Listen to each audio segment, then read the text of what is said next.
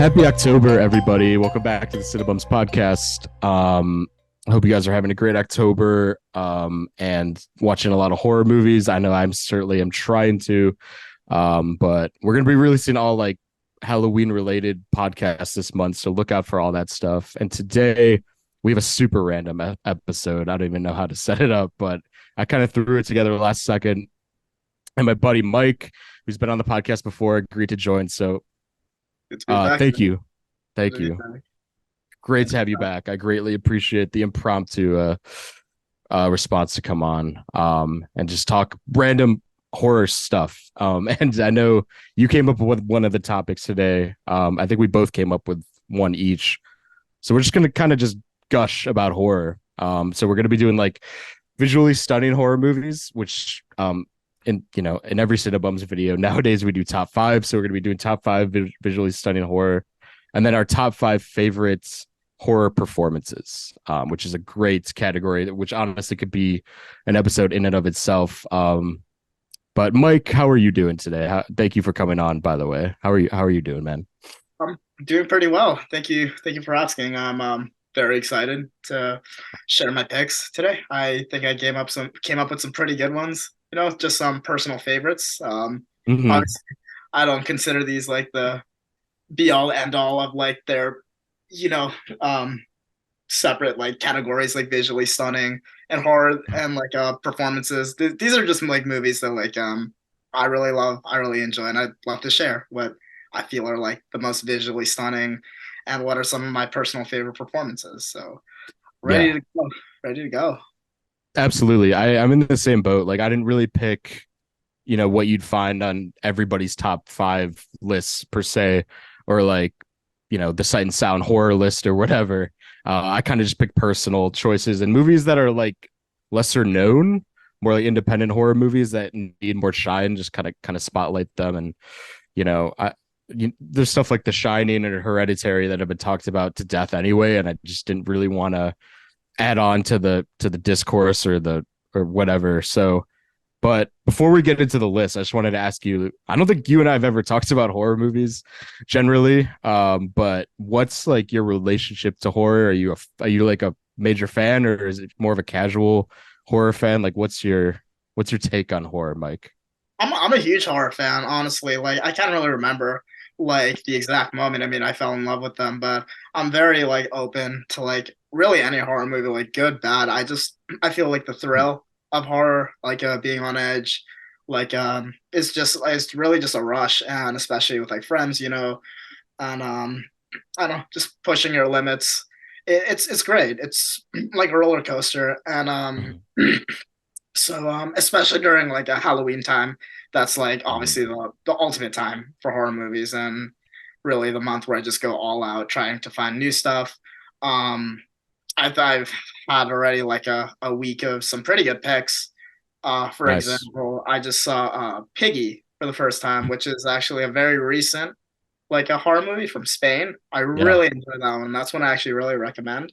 I won't go Cool. into it too much, but that was a really good pick I found recently. Um, Good like coming of age horror movie, kind of Texas Chainsaw like. Right. So, but yeah, I'm like always like on the hunt for like something good, just like the next thrill. So I love horror. It's probably one of my favorite genres, I'd say. Oh wow. Good to know. Yeah, I'm similar to you where it kind of stemmed from just the thrill and the exhilaration of finding something that actually terrifies me. And you mentioned like watching it with friends and stuff. I feel like the communal group experience, especially when I was like middle school, high school days, having to sleep over with your friends and like discovering, a certain horror movie that really fucks us all up was such a joy.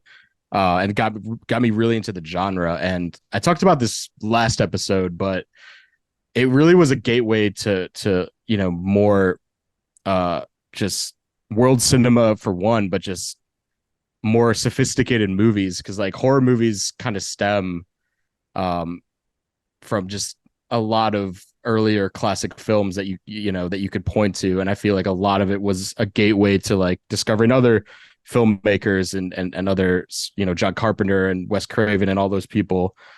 So Yeah, I mean, I'm a super fan too, so I'm glad we can agree on that. And I agree, October's great, and it's like the greatest month to just binge a ton of horror movies and just all that good stuff. Totally, it's an amazing season, and yeah, I Yeah. completely sympathize like with the experience of, watching a horror movie with friends. Particularly my favorite is just like showing a horror movie to your friends. I mean that they haven't seen and like kind of like know Yeah. what's coming. I think there's like no better feeling in cinema. Hmm. And yeah, I completely agree with that sentiment that it like exposes you to many different like like subgenres and like movements in cinema, Hmm. like art house, like definitely like different like new waves and stuff like that. Like I don't know, French Extremity as an Yeah. example. It's great. There's so much out there that you can discover, and it's just I don't know, one of the most exciting genres to me. It's always a joy to talk about. Yeah.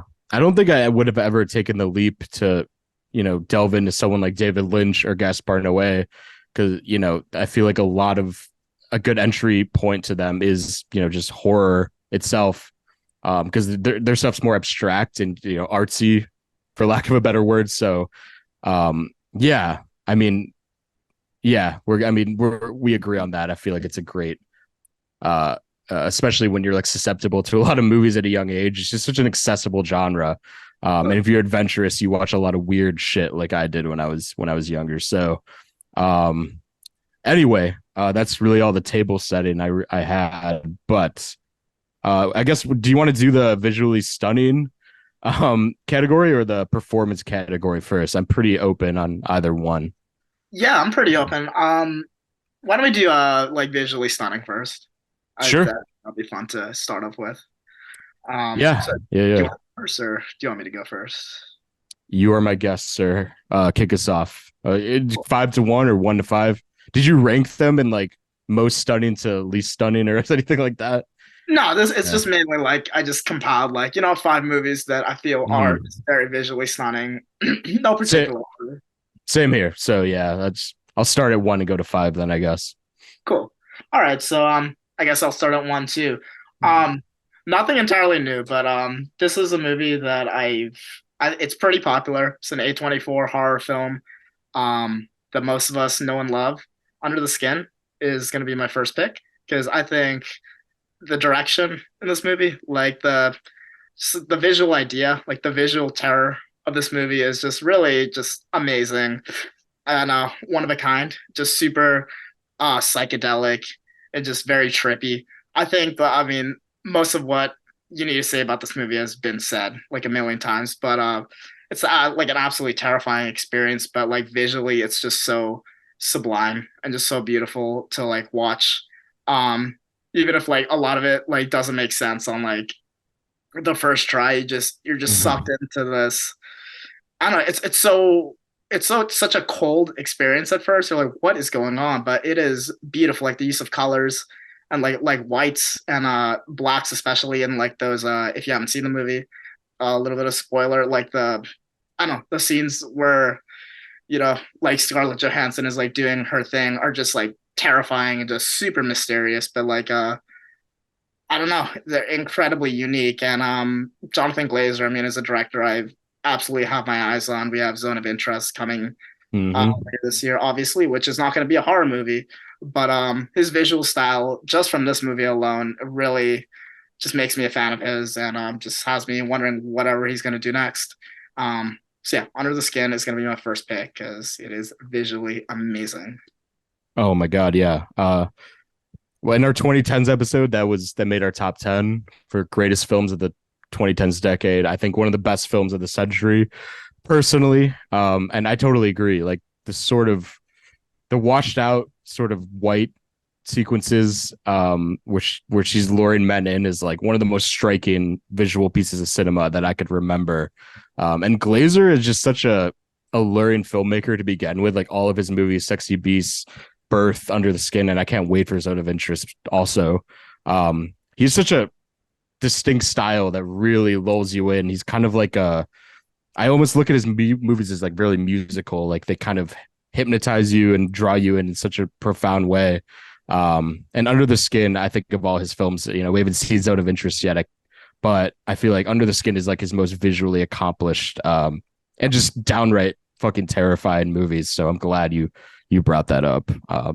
Absolutely. I Uh, haven't seen, admittedly, that's the only Glazer movie I have seen. I'm mm, really dying to see like Sexy Beast and like even Birth with Nicole Kidman. But yeah, the visual style of this movie when I first saw it was really just I mean, I remember watching the trailer like a million times when this movie first came out and really wanted to see it in the theater. I never did. same. Saw it years later. But it had such a like a profound impact on me. Like it was so mysterious, just like so cosmic, like really unlike anything I've ever seen. Um, and you can't forget like the sound design of this movie. It definitely like, adds to like the just the Oh yeah. visual, just like mystery of this movie. It's just the two together really create just such a one of a kind experience. I think a really terrifying one for sure. And Mika Levy's score has to be mentioned is like incredible orchestral stuff going on. Um, yeah, I can't say enough about Glazer. I think he's one of our greatest living filmmakers. I'd be interested to know when you watch Sexy Beasts and Birth because they're just so drastically different from Under the Skin. And obviously, if you've seen his music videos, he's such an innovator. The music video for freaking Karma Police For by Car Police, Radiohead. yeah. Yeah, like I do know he has like a background in like music videos. I actually do have Mm. another movie um in my stack that does come funny enough from a music video director Oh, originally. nice, We'll get to that sick. one. So, yeah, funny coincidence, but Yeah, yeah. love this movie. Think it's Hmm. I don't think it's perfect. I do think it is a little slow at parts, but Sure, like when this movie is on, like when it's at its weirdest, it's really is unforgettable stuff. So I think it's definitely worth a mention. Even as much as like a lot of us know and love the movie, I think it's we can't go talking about like visually stunning horror movies without mentioning Under the Skin at least once. absolutely. It definitely crossed my mind when I was thinking about it. So it's a great pick, and I'm glad you mentioned A24 horror because my first pick is also in that vein. And as similar to yours, also has been talked about just so much, but it's just something I had to bring up, and that is Robert Eggers' The Witch, The Vivitch.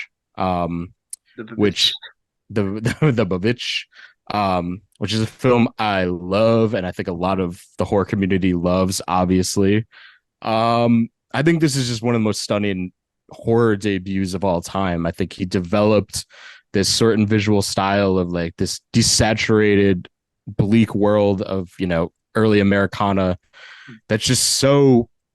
I just remember so many different shots from this movie that are imprinted on my brain, and just the way this movie washes over you.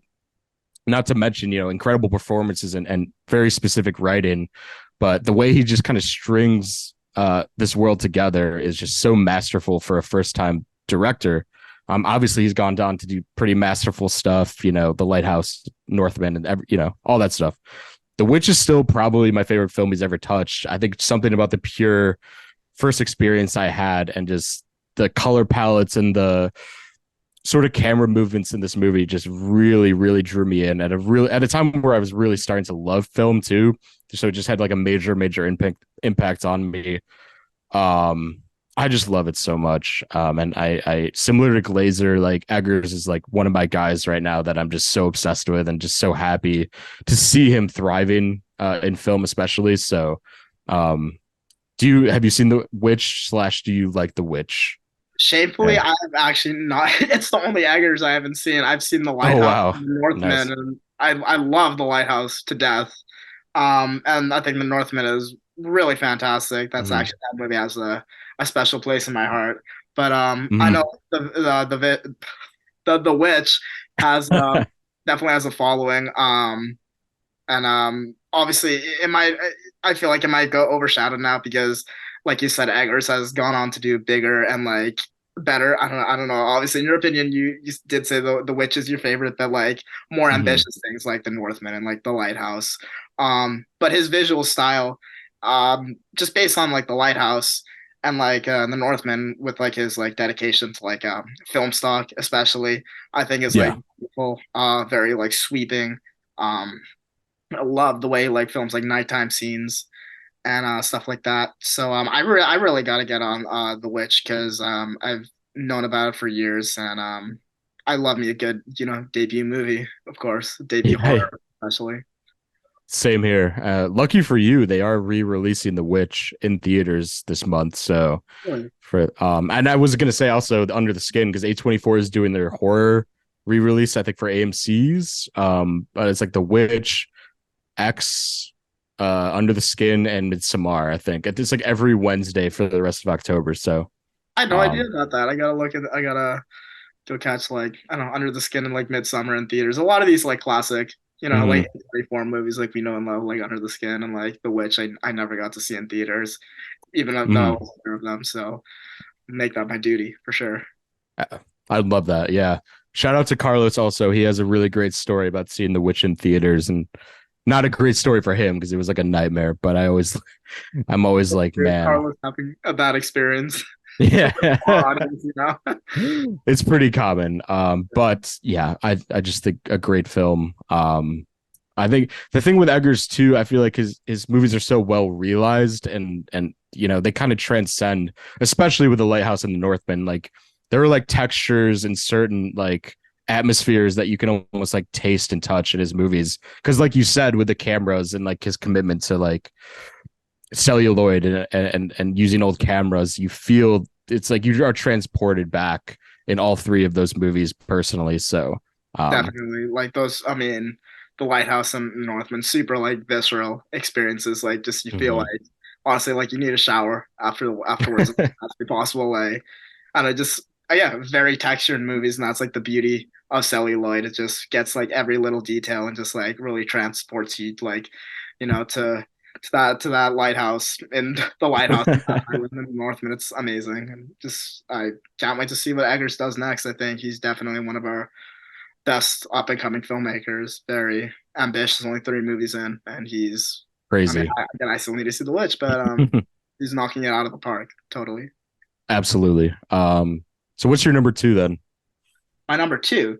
All right, my one and only Criterion movie, I believe. I had to go with a classic, Houseu. This is probably one of my favorite horror comedies. Much like Under the Skin, I think everything that's been said about this movie has been said, but I guess you can only you get to hear my opinion. I love Houseu. It definitely was an adjustment at first because remember when I first saw it, I had no idea how to feel. I don't think I was entirely aware it was a horror comedy. It just didn't take itself. It's one of those movies that Mm, doesn't take itself too seriously. But I actually got to see it in theaters with my buddy Souffle, um, Lil Souffle, on a really beautiful like 35 millimeter showing. And I just really got to take in really that's like the childlike wonder and just like beauty that this movie has to offer. It is so funny and so absurd. Yeah, you could say it's like bad, but I think that's what just adds so much of the charm of this movie. Just like the really, because I believe I haven't seen all the special features, but to my knowledge, the director of this movie, I'm not even gonna try to pronounce the names. let's not. I Yeah. think he was very inspired by like his like a daughter, his daughter's like ideas for like I don't know, just a story. So like there's this very like I said, like childlike wonder to this movie. It's just very kooky and just like out there. Colorful, just super psychedelic stuff. Very, very funny. And even with like the effects, obviously not aging the best, this is just a very one of a kind movie that you can compare um to like almost just a more like psychedelic version of like a samurai movie, like the Evil Dead movies. Mm. I think it's a wonderful movie, one of the most visually just out there, just insane movies. I think you can like, especially from the '70s, just one of the most colorful and just eye popping you can get. So Yeah. yeah, my number two is Houseu. That's a great sentiment on it. Like I never thought of that, but it is like this psychedelic Raimi-esque sort of feeling to it, especially with the zaniness and like the kind of slapstick nature of it. But at the same time, like so visually kind of sumptuous because like there's that Technicolor like painted matte backdrops, when they're kind of going across the countryside and there's like this Yeah, really cartoonish aesthetic to it. I agree, like the movie didn't necessarily click with me the first time. One, because I was super young, and that was like my first Criterion film I ever like went out seeked out. It was back when Criterion was on Hulu. I don't know if you remember that.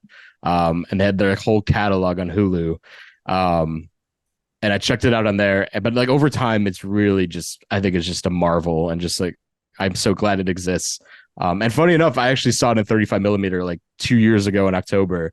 I took my ex roommate to see it for the first time, and just like watching his reactions was such a joy. And just, like it feels like it was made by just the purest, filmmakers imaginable, because they're just making something like that his daughter would get a kick out of, yeah, it's a great pick, and just really good to look at too, even if like the effects sometimes don't look so good. Like I don't even the care, honestly. overlays. I think Yeah. it's so charming, kind of like that amateurish quality. Um, just the effects are just so out there and just like so Yeah. wild. I mean, you have like freaking like pianos that like eat The people, piano keys like are like piano keys. yeah. Like girls like doing karate and stuff. Like and obviously like the Kung Fu. background, kung fu, Yeah. like That's her and name, right? Yeah, it's like Kung Fu, I think. right. It has been a Yeah. while since I've seen it, but just talking about it really makes me want to go back um to check it out because it has been a while. I think that showing was like almost like 2 years ago by this point, but Mm. I want to see it for a third time because it is a real joy to watch and just like a complete ride. That was one of the best theater experiences I've had just in recent memory, and just Hmm. really classic. Just speaks for itself. Like we all love it for the most part. So just a great movie, great movie. Absolutely. Um, yeah, you covered it well. Like you were mentioning before, like showing your friends horror movies and watching their reactions. Like that's a perfect. If you're, if they're into that kind of cinema, then it definitely works. It's just so fun to watch with a crowd and everything. So yeah, wonderful pick. And oddly enough, I also have my one and only criterion for this topic up next. It is another stunning horror debut by one of the masters, and that is Night of the Living Dead by George A. Romero. Which is I kind of wanted to choose a black and white one, and I considered the Universal monster for movies themselves, and back to like German expressionism, but I just wanted to talk about something that I'm really passionate about, which is Night of the Living Dead, which is probably in my top five favorite horror movies of all time. To talk on like the visual style really quick, because there's a lot of other things about this movie that are more fascinating, but this sort of black and white, informal style that this movie has really gives it this like docu feel, while at the same time is feels really heightened and sort of exaggerated, um, because it feels like the perfect transitional film, sort of like Easy Rider was in 1967, which is like partly the sensibilities of 60s filmmaking, but also like this new wave of really independent thought and new wave of thinking. I mean, this movie tackles race relations and sexism in a really allegorical way. Um, the the the the way it feels so contained in this house and everything, it's just so masterfully crafted, and like every shot is just perfectly framed. It's just gorgeous to watch and to look at, and it's just timeless in my opinion. It's a horror movie that lives on, and kind of has inspired other horror movies, later on to have this sort of socio-political message. Really, all of Romero's trilogy has inspired like a generation of like genre filmmakers to use like horror as a way to, comment on the world. And this really started it all. Um, so yeah, I could talk about this movie for a long time, but I just love it so much, and just really, really the 4K. I highly recommend to pick up the 4K and Criterion. It looks fantastic, almost like you're watching like a 35 millimeter print at home. So, have you seen this movie by chance? I have seen it once, long time ago, probably like early middle school, but I do remember, I mean, really enjoying it. And I mean, Romero, he's one of the gods of like horror cinema, independent cinema, and yeah, like I don't know what the whole genre would be without him. And like I didn't even think about that, like the way he incorporates like those like political messages into his movie. They're like deeper than just your run of the mill like undead movie. Like it's just a lot more thoughtful. And Mm-hmm. but yeah, I mean, I'm a huge fan of like independent horror movies, especially like the kind of like those homegrown, just homespun. types of movies. You can tell there's like a lot of heart put into them, and Yeah. I definitely wasn't old enough, I think, to appreciate like Night of the Living Dead when I first saw it, but I absolutely am willing to give it a rewatch because it is just super groundbreaking, just in every way. It just speaks for itself. It really does. I mean, similar to what you said about Houseu, it's been talked about a lot. But I think honestly does get lost in the shuffle with the, Dawn of the Dead and Day of the Dead are a little more rewatchable for horror fans. But I think Night of the Living Dead is just one of the most groundbreaking horror movies and such a tight, perfectly constructed movie. Um, uh, and yeah, and like you said about Foundation, like I feel like it's like Psycho and this movie are really what kickstarted, especially American horror, like the new wave of like all the movies we loved in the '70s. So I like to always like trace things back to the source and like what kind of jump started everything. So yeah, Great, great pick, foundational, like you said. thank you. Okay, we can move on to your next one if you'd like. Awesome. Yeah. So this one is a little bit of a curveball because I do consider this a horror movie, but it is a claymation movie that has gotten Oh, nice. over the past couple of years just because of how just insane this movie is. My number three is The Wolf House. This is a movie I Mhm. discovered. I don't even think it was in the Discord when I discovered this movie, but it looked so interesting to me I had to seek it out. It's a little hard to find at the time. I This was like 2020. But this movie is really unlike any claymation movie I've seen. It is super terrifying, but not in the way you'd expect, where it's just like jump scares and like gore. This is just a very psychological, just very deeply disturbing, um, just horror movie, just a horror animation. Just based on the visual style alone, because the whole movie essentially looks like it's shot in one take, and Mhm. this DVD is awesome because it does kind of give you a glimpse into like how they photographed um like a lot of the claymation sequences with like full like life-size figures and just a big house that they were using. But the visual style of this movie, how like just all the characters are just like constantly just like melting just essentially into the environments, just melting into each other.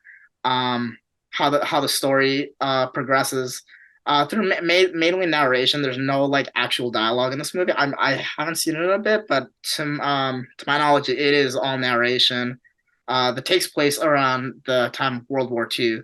um but it captures the time very well. It's kind of like a retelling of like the story of the Three Little Pigs with like a political twist. Yes, the visual style of this movie is like unlike any claymation movie I've seen. It really, I don't know, it just feels like something that just come out of like a mental asylum. It's so unsettling, but like really oddly beautiful at the same time. There's some sequences that do just get under your skin, but there are also some that the claymation just shows so much beauty in. And I just it's really it's a very hard movie to describe if you haven't seen, but it is, I'd say, deeply terrifying, but at the same time really just like an oddly beautiful movie. A little bit overlooked, I'd say. It Mhm. has fans. I know like a lot of us in the Discord very much love it.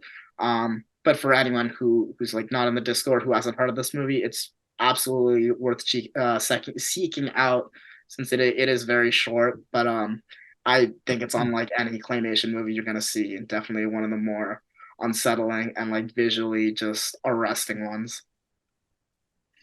So it's my number three, the Wolf House. Mhm. I have to admit I actually haven't seen it yet. Right. I know it's been on my list for a while. I know you guys have talked about it a lot and sung its praises. So um, I will definitely check it out. And I feel like claymation is a great tool to sort of make these kind of creepily, you know, horror movies that aren't necessarily horror movies on the surface. Like I think about Mad God that came out a few years ago was a very terrifying kind of uh sensory experience. So I really would love to check out the Wolf House too. God is one Yeah. I really wanted to see. Actually, that's a good comparison. It's kind of like I don't know. I haven't seen the trailer for like Mad God in a while, but I do get kind of like the same vibes. It's really like very, Mhm. very, very creepy, very twisted. I know Mad God is like a lot more like explosive, Yeah, yeah, Logan Pool. Now the Wolf House, it's pretty laid back. Like there's nothing like that. This is a booklet. It comes in. This DVD is actually pretty cool. Some like nice. kind of like some like drawings in there. Oh, Um, damn, it's yeah, gorgeous. it's a pretty yeah, it's like a pretty sweet DVD booklet without spoiling too much. But Hmm. that's not the point. Like Mad God is like a good point of reference for like just kind of the more like adult oriented, kind of pretty thought provoking. This movie does have a lot to say about like the mistreatment of like certain groups in like World War II and like really awful like death camps, like work camps. Hmm. It's the whole like framing device of this movie is like kind of like a propaganda piece that I won't go too far into it, but kind of like it's a very unique framing device that obviously it doesn't condone anything, but just gives it this very unsettling edge. Like you're just watching this old like film reel that I don't know, just a horrible time in history. Because to my knowledge, a lot of the stuff in this movie did like happen. Um, Right. but yes, but the visual style of this movie is indescribable and just really insane and quite remarkable, I'd say. Wow, that really pushes me to want to watch it. This I'll probably check it out this October. Um, and yeah, that's a great sentiment about it. And a lot of uh, I think a lot of movies based around World War II cleverly use that as a prism to tell a really horrific kind of very human stories. I mean, like I think of Grave of the Fireflies, which is not a horror movie, but I am a sucker for that sort of framing device. So I will definitely check that out sometime. Totally, it's definitely worth seeing. Again, it's not a commitment at all. It's like a 70-minute movie, but Yeah, it's yeah, 70. I'd say 70 minutes really well spent. It's awesome. totally. Yeah, I'll put it on my list.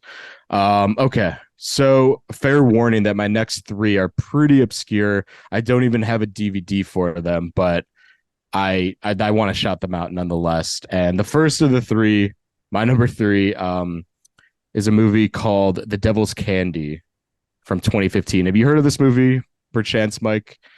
I don't Um, think I have actually. You might just have to give me a little bit. I might, yeah, maybe I'll jog your memory when I talk about the plot and everything. But it's a 2015 horror movie that was directed by Sean Byrne, who's an Australian sort of new wave horror movie. He did a movie called The Loved Ones, which is sort of a torture um, horror comedy movie, which I really enjoy. But The Devil's Candy is a movie he made with American actors, and it basically centers around this painter who moves to a really, really remote countryside house with his family. And he's has I don't know what you call it for a painter, but he's having creative blocks where he can't paint. But suddenly he starts getting possessed by an unknown entity, and he's painting these really striking satanic paintings, all the while going insane.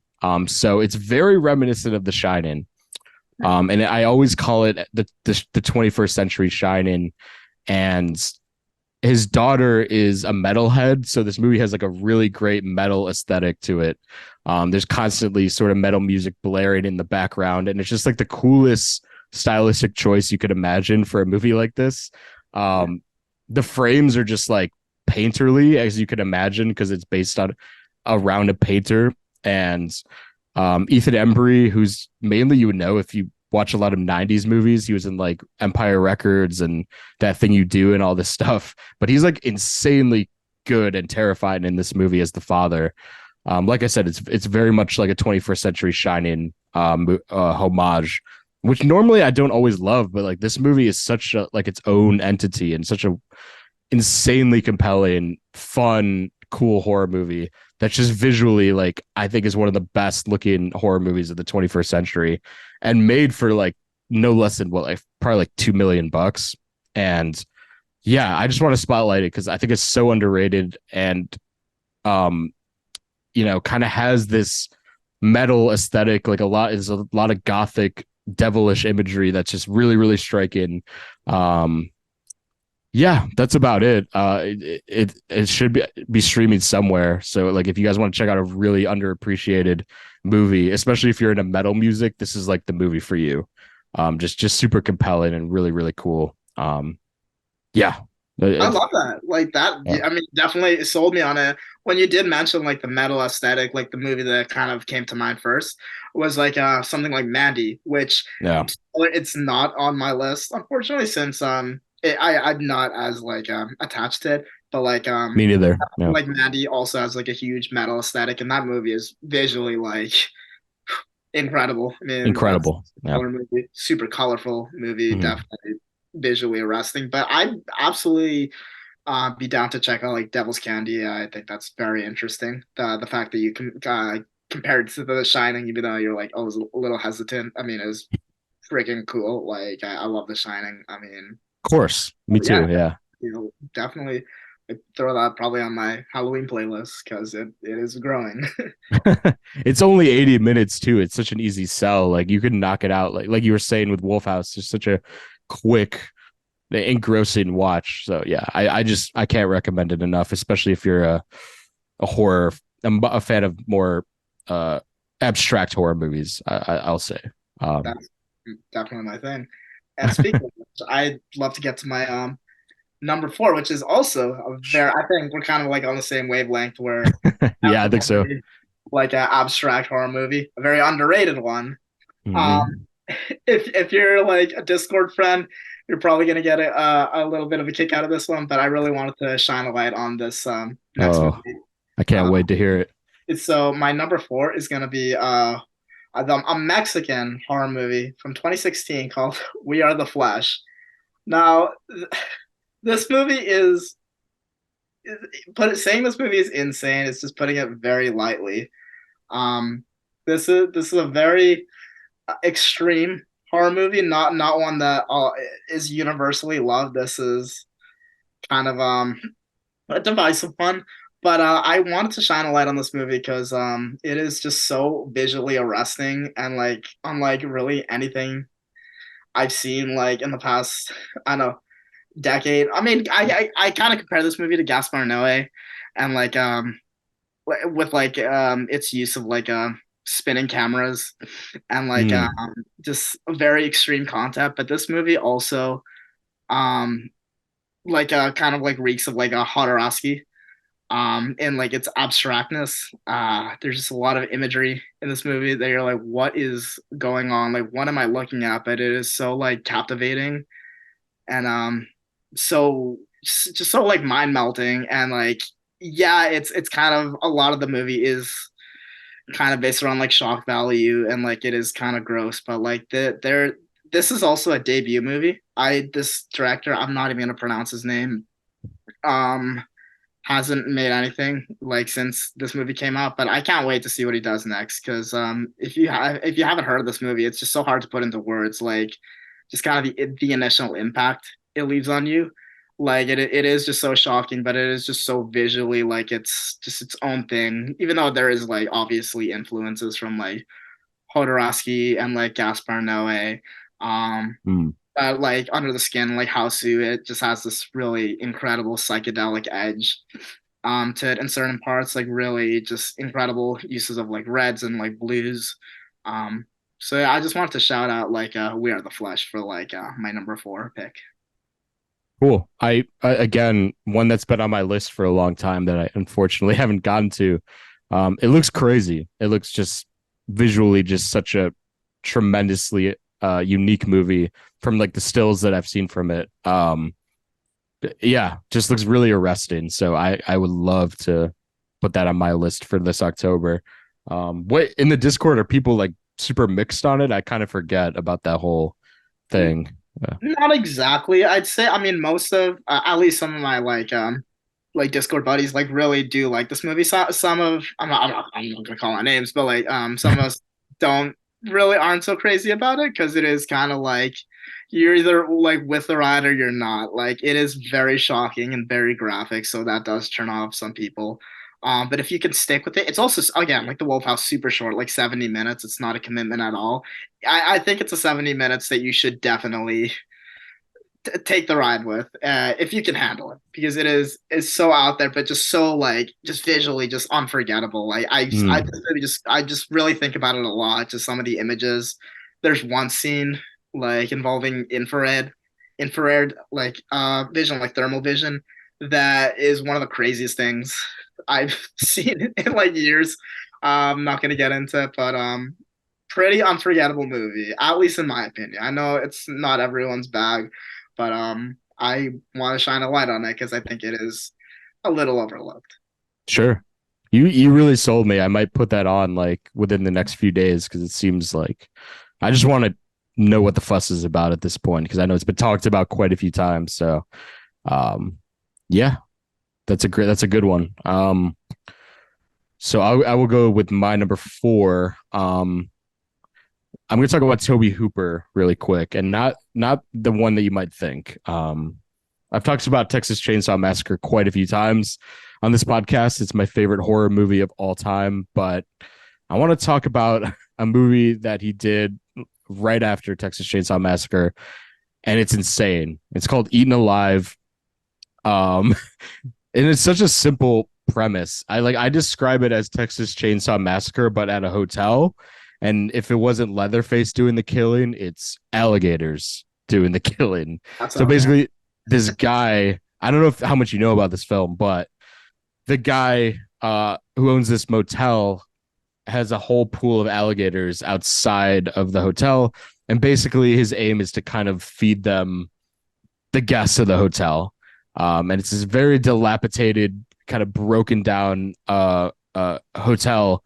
And like this movie is such a sensory experience, kind of like Texas Chainsaw, where it just kind of there's so much visual risks that this movie takes because it's kind of just so experimental in its presentation. Like this movie just has so much red light just like beaming over this entire movie, and it kind of adds this like uh this feeling of just sickness that just washes over you as this movie goes on. It's kind of what you're saying of We Are the Flesh. Like it's a little unrelenting and hard to recommend to people because it's just kind of an unpleasant watch. Um, but to me, Toby Hooper is one of the more like visually inventive horror filmmakers, especially in the 70s. And he was just pushing the boundaries of like what scares audience members, and I think he understands that it is like this sensory experience that you remember things visually and you remember sounds and you remember certain imagery that just really sticks with you, and this movie really has that. It's just such a terrifying kind of visual feast of just people being terrorized for about like 90 minutes.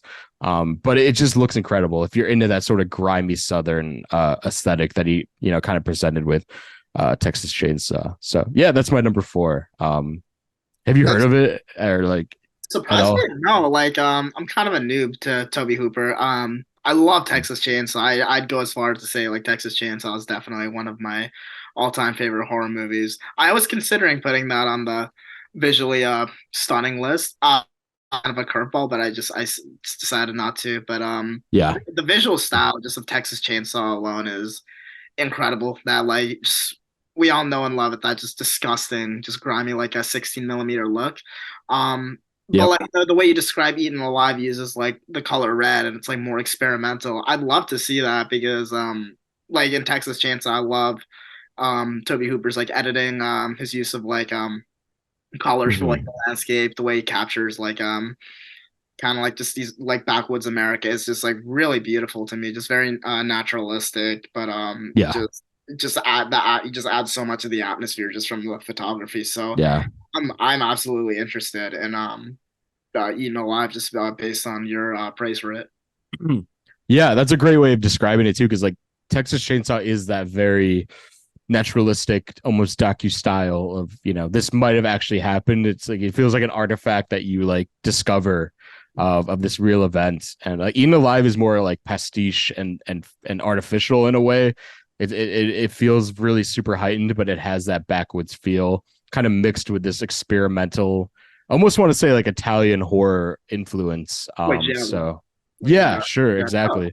yeah. Like just like honestly, as much as like Argento and Suspiria would sort of light a sequence, he kind of takes inspiration, and definitely in a more Southern American style. But I just highly recommend this movie. I think it's not a very pleasant watch, and it'd be hard to recommend to certain people. But if you like Toby Hooper and if you like TCM, then I think you would definitely be into this. So Totally sounds yeah, amazing. But honestly, it's great. Yeah. And yeah, you want to finish this off with your number five? yeah, my pleasure. Yeah. So my number five, I do on this one, is a German horror movie from the year 1983, um, Angst. Oh, Uh, nice. Love that yeah, one. this is a pretty popular movie. I think most of the viewers have like seen this one, but this movie is super groundbreaking just for its cinematography alone. I forget exactly what the camera like I know there is a name for it, like the if you've seen the movie, you know, like the camera setup that's Yeah. kind of facing um like the protagonist. It's just like trailing him, and like all you can see is just him. Mhm. Almost like I don't know if you see like a Spike Lee movie, how it just kind of like moves with the actor. Yeah. That Yeah. that camera technique in this movie adds so much, and just brings this movie to a new level of terror, I'd say. I haven't seen it in a while, but the just the way this movie puts you in the perspective of like this deranged killer just like kind of doing his thing just makes you just like as the viewer just feel like you are going mad yourself, and like you just can't escape, like you are just locked into this freaking psychopath's perspective, and it is just super compelling. Like it's very short, doesn't overstay its welcome at all, and it's not like Mhm. it's super colorful or like super flashy. If you haven't seen the movie, it's just the way like the directing in this movie is really like out of this world, unique, and even like right here, like that, like literally Gaspar Noé calls this movie like one of the masterpieces of like horror. You can tell like that this movie really did have a tremendous impact on him, on like his visual style. Oh, for Um, sure. Yeah. Kind of like that like way of directing where you just feel like you're going mad yourself, just very claustrophobic, very locked in. It's incredible, and just a super visceral. Like this just one of the most bleak horror movies you're gonna get, but Mm. also just one of the most visually arresting without being like super colorful. It's just you got to see it if you haven't, because it is just really a wild ride, and one of the I think one of my well, probably one of my favorite like German horror movies, if not my favorite. But Mm. that's not really saying much because I haven't seen that many. But this is awesome, and I highly recommend it if you haven't already seen it. I second everything you said. I think that's an incredibly internal, just exploration into hell. Really is the way I always describe it. And I'm glad we've been talking a lot about, just textures and color palettes and, you know, visual styles and stuff. But like this really is like the language of the camera is really what puts it over the top. And like it is that like deeply penetrating sort of feel to it, where you kind of are kind of being catapulted into like this guy's psyche. And yeah, like I haven't seen it in quite a while either, but I have distinct memories of just being just trapped with this man is in these really long takes where you're kind of like just sort of gliding with him. Like you feel like maybe my interpretation was like you feel like you're his conscience or some, in some way, because he's having this internal monologue and you feel like Yeah, maybe we're the monologue in some sort of way, and like the director is in some sort of way. It's just so fascinating, and like I'm glad I didn't think of it in terms of visual style, but like it is really stunning and what they achieved with that movie for sure. So totally. yeah. You cannot forget obviously like the lead actor, his performance. Mm, The movie is just basically just him, just up close the whole time, and you get obviously pretty much there's pretty much no dialogue in this movie. Like it is no. all like internal dialogue, like an internal monologue. So I think it's like one of the grittiest and just most relentless uh viewpoints of a serial killer just ever put to film. One of the most unique too. Also like the soundtrack to this movie is freaking fantastic. Tangerine Dream, I believe, did the score for this movie. Oh And wow. yeah, it's very Amazing. synthy, very just bone chilling. Just such a unique horror movie. Definitely one if you consider yourself a horror fan. If you haven't seen, it's absolutely a must see. It's one of the most unique ones out there. I definitely agree. So my number five is I would wager that you have not heard of this movie. But it's a film called Wendigo. by Yeah, Larry Fessenden. yeah, Um, heard of it. yeah, it's pretty below the line. But Larry Fessenden is, I think, I always call him sort of the John Cassavetes of like new age horror.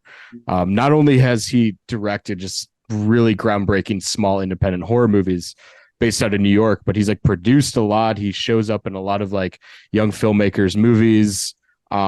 He actually produced Kelly Reichardt's early few movies, so that's kind of how I discovered him. He acts in her original film Rivers of Grass too. Um, but he directed a film called Wendigo in 2001. And actually, honestly, I kind of picked this in honor of you, Mike, because I know you like 16 millimeter cinematography a lot. And this movie is one of the most gorgeous uses of 16 millimeter that I remember. It's basically about a family that kind of is on the run, or they're leaving New York City for some reason, and they move to this remote area, which is discovered that it's on the land of an Indian burial ground that's cursed.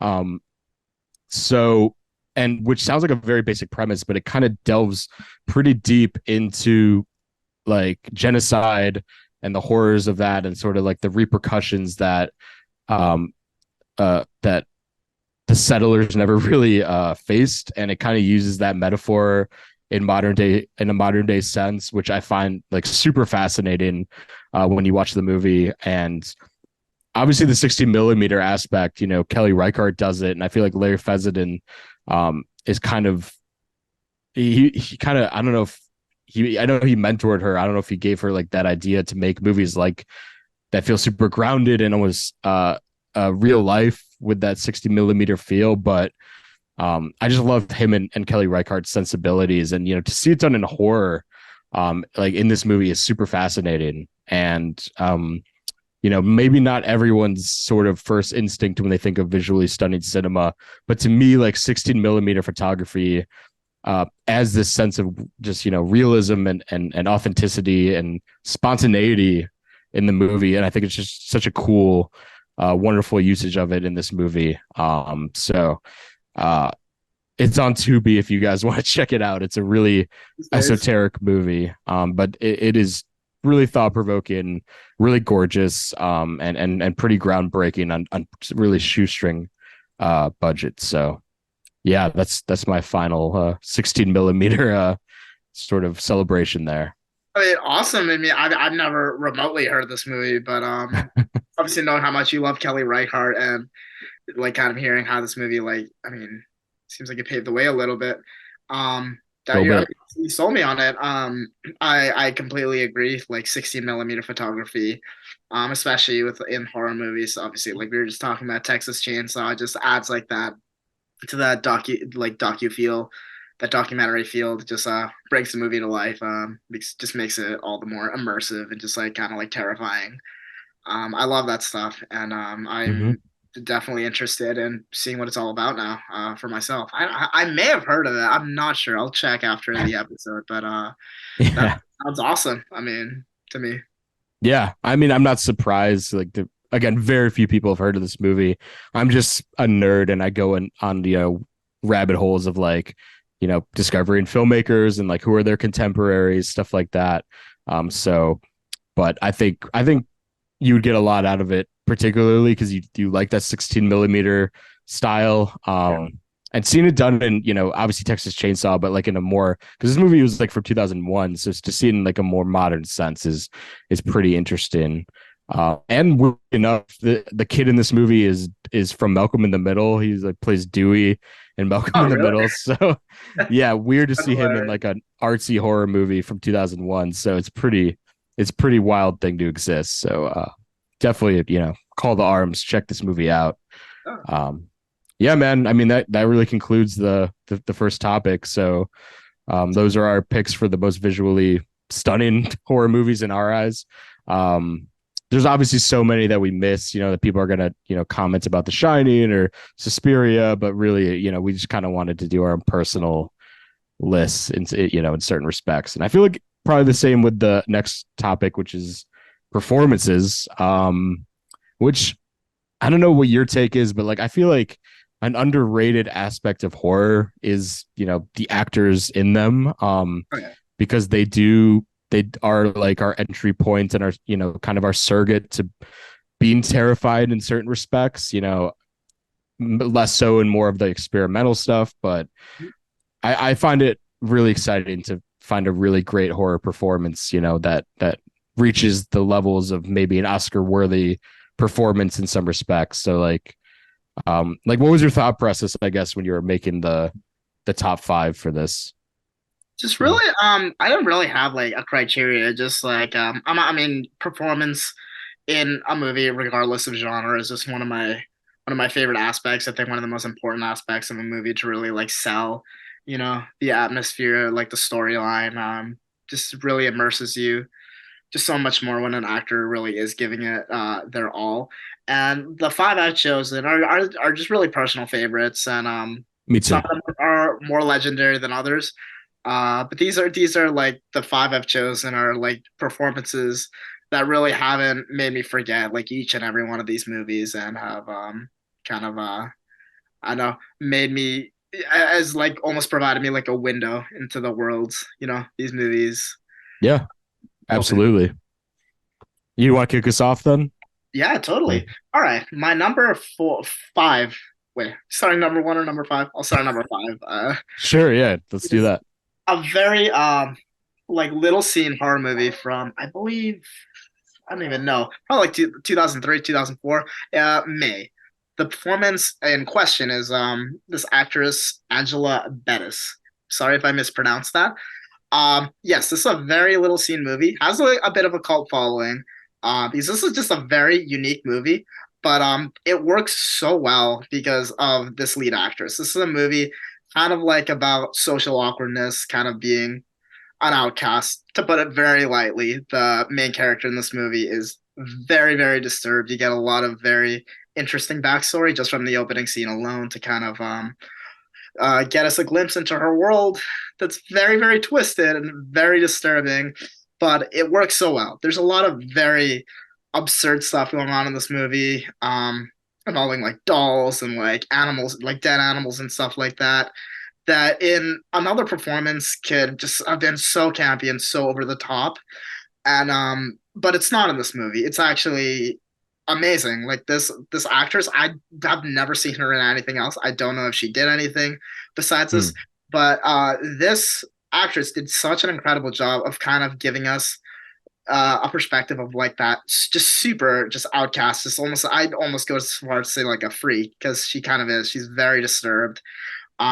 But seeing her evolution in this movie is something to behold because there's a lot she goes through involving like a relationship that just does not go very well. And as the movie just progresses, her performance and just escalates so much. You just see the cracks starting to form, and it really does culminate in quite an ending, like quite a finale. Um, that's really incredible. But it's not all super serious. There is a lot of humor that she puts into her performance. A lot of really just like very like almost like I'd almost say like cringe humor and like comedy, just based on her performance, like the way she acts in front of like other characters. It's super compelling, and it just if you have not seen this movie, I'd see it for I would recommend it for this performance alone because it is very, very underrated. And she did an incredible job, Angela Bettis, in May. Hmm. I shit you not, Mike. This is actually on my list to watch this October because I've not seen it. And I have a few friends in particular that adore this movie. So based on your sentiment there, like it's for sure going to be watched this October. So I cannot wait.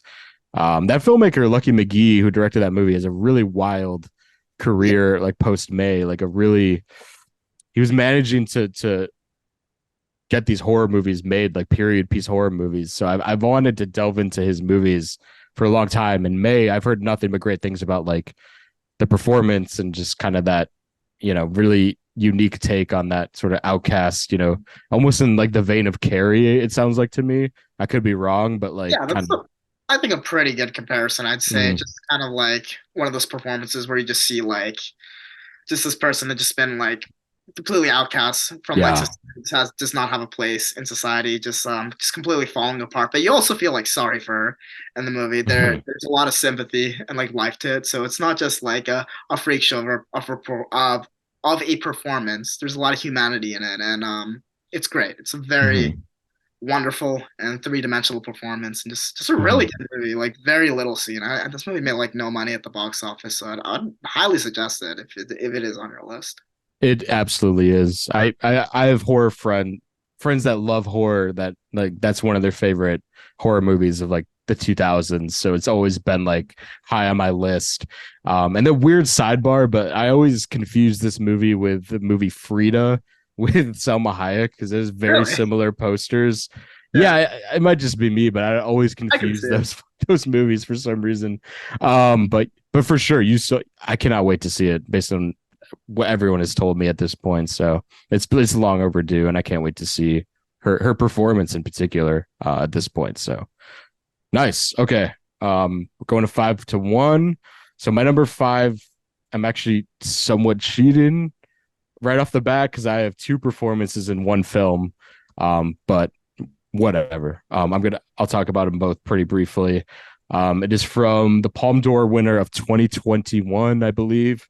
One of my favorite movies of the 20th century, 21st century is Titan, Ooh. and Agatha Roussel and Vincent London's performances, I think, are absolutely incredible in this movie.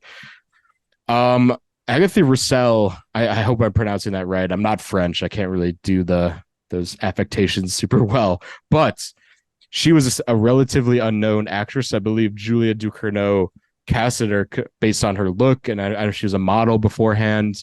Um, and just the emotional and physical journey that she goes on as a character is quite stunning. And a lot of it, similar to what you're talking about, angst in a weird way, it kind of rests on her shoulders. I feel like the camera rarely leaves her face in this movie in certain respects, and she has to sell having sex with a car and then goes on to murder like 15 to 20 people, and still breathe some humanity for this person that you kind of somewhat relate to her in a really twisted sense. Um, at least I did in certain respects, because like she is this kind of ostracized, kind of person, and you kind of feel this weight of all these, this trauma she's been through, and like this kind of, not feeling like a human being. Like this movie does a really impressive sort of allegories that, done through really absurd French extremist horror. And then you have Vincent London on the other hand, who, in my opinion, sometimes steals this movie in certain scenes he's in. He plays the head of the firefighters that sort of finds her and takes her in, thinks that she's his daughter, and they form this weird symbiotic relationship, and just like stunning kind of chemistry between the two of them because of how bizarre the circumstances are. And just overall, I feel like the fact that they sold it so well, and you feel this humanity. I feel like a lot of this kind of life affirming aspects of this movie come from their performances, and the reason why this movie kind of elevates itself. And that's just kind of a short way of saying I think this movie is just an absolute masterpiece. I know Blair the Discord, Misfit Pond Discord would second that sort of sentiment. But yeah, two performances cheating right off the bat. But I absolutely love this movie. I'm sure you've seen Titan. Oh yeah, You have any I thoughts on it? I haven't seen it since the theater. But Titan, pretty much like, I mean, yeah, it's only like 2 years old by this point, but pretty much a modern classic by this point. Yeah.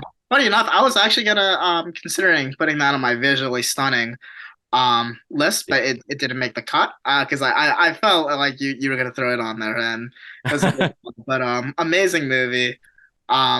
Two fantastic performances. That's I'm glad you pointed out how like physical the actress gives in the movie, like the physicality is just, you're so right. I mean, the stuff she has to do is pretty out there and just very very devoted. If you didn't have the right actress for this movie, I think it would kind of fall apart because it is Right. just a brave and just really just arresting performance. A lot of humanity, even though she doesn't really like say much in the movie.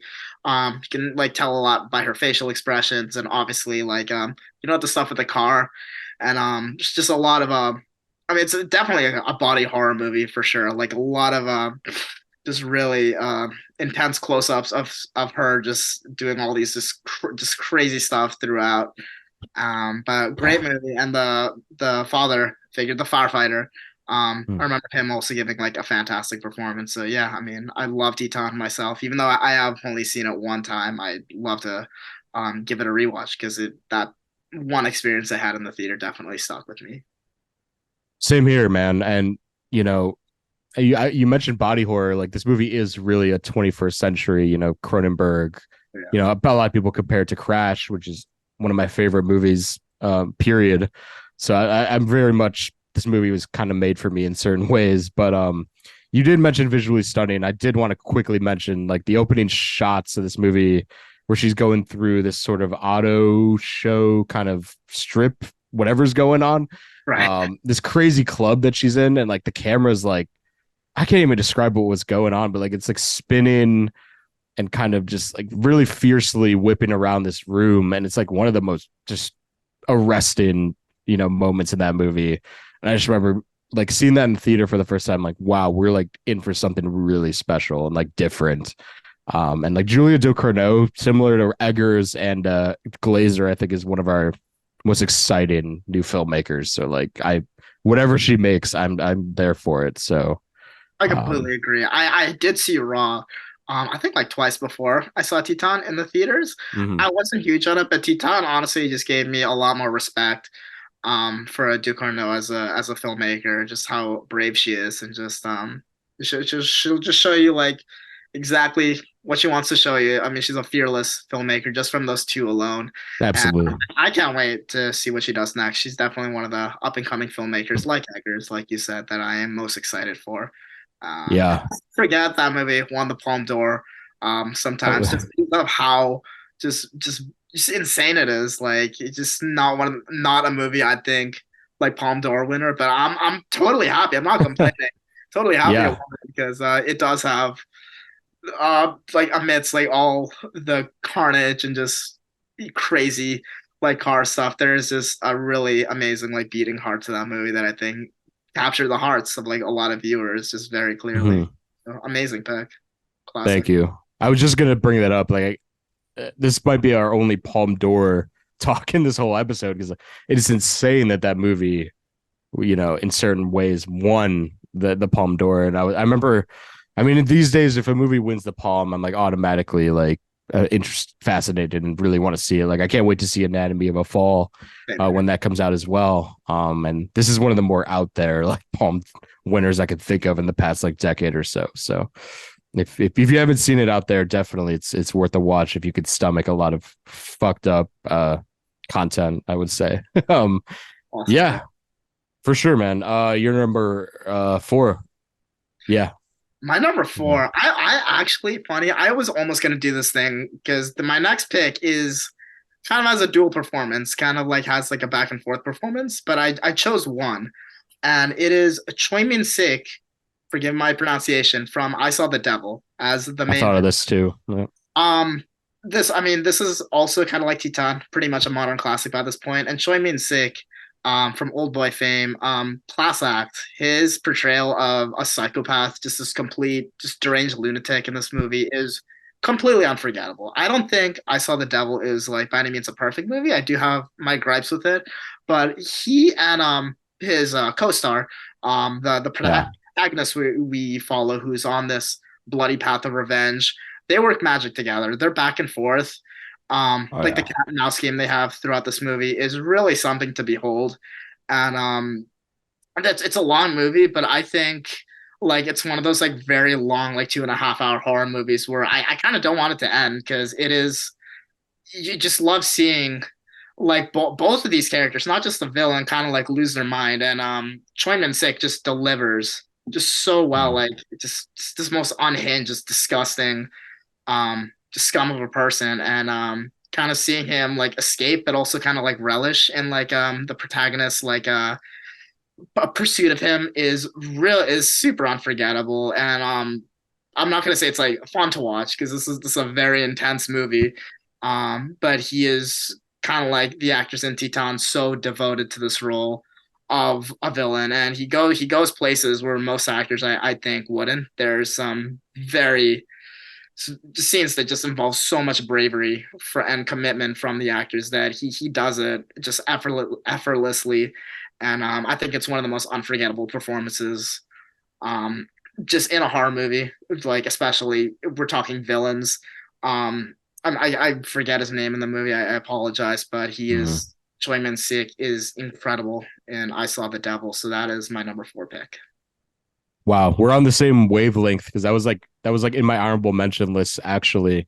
And we're all pretty high on Old Boy right now, at least I am, because it was had that re-release in theaters and kind of reminded me he's like one of the greatest actors, living actors on the planet, in my opinion.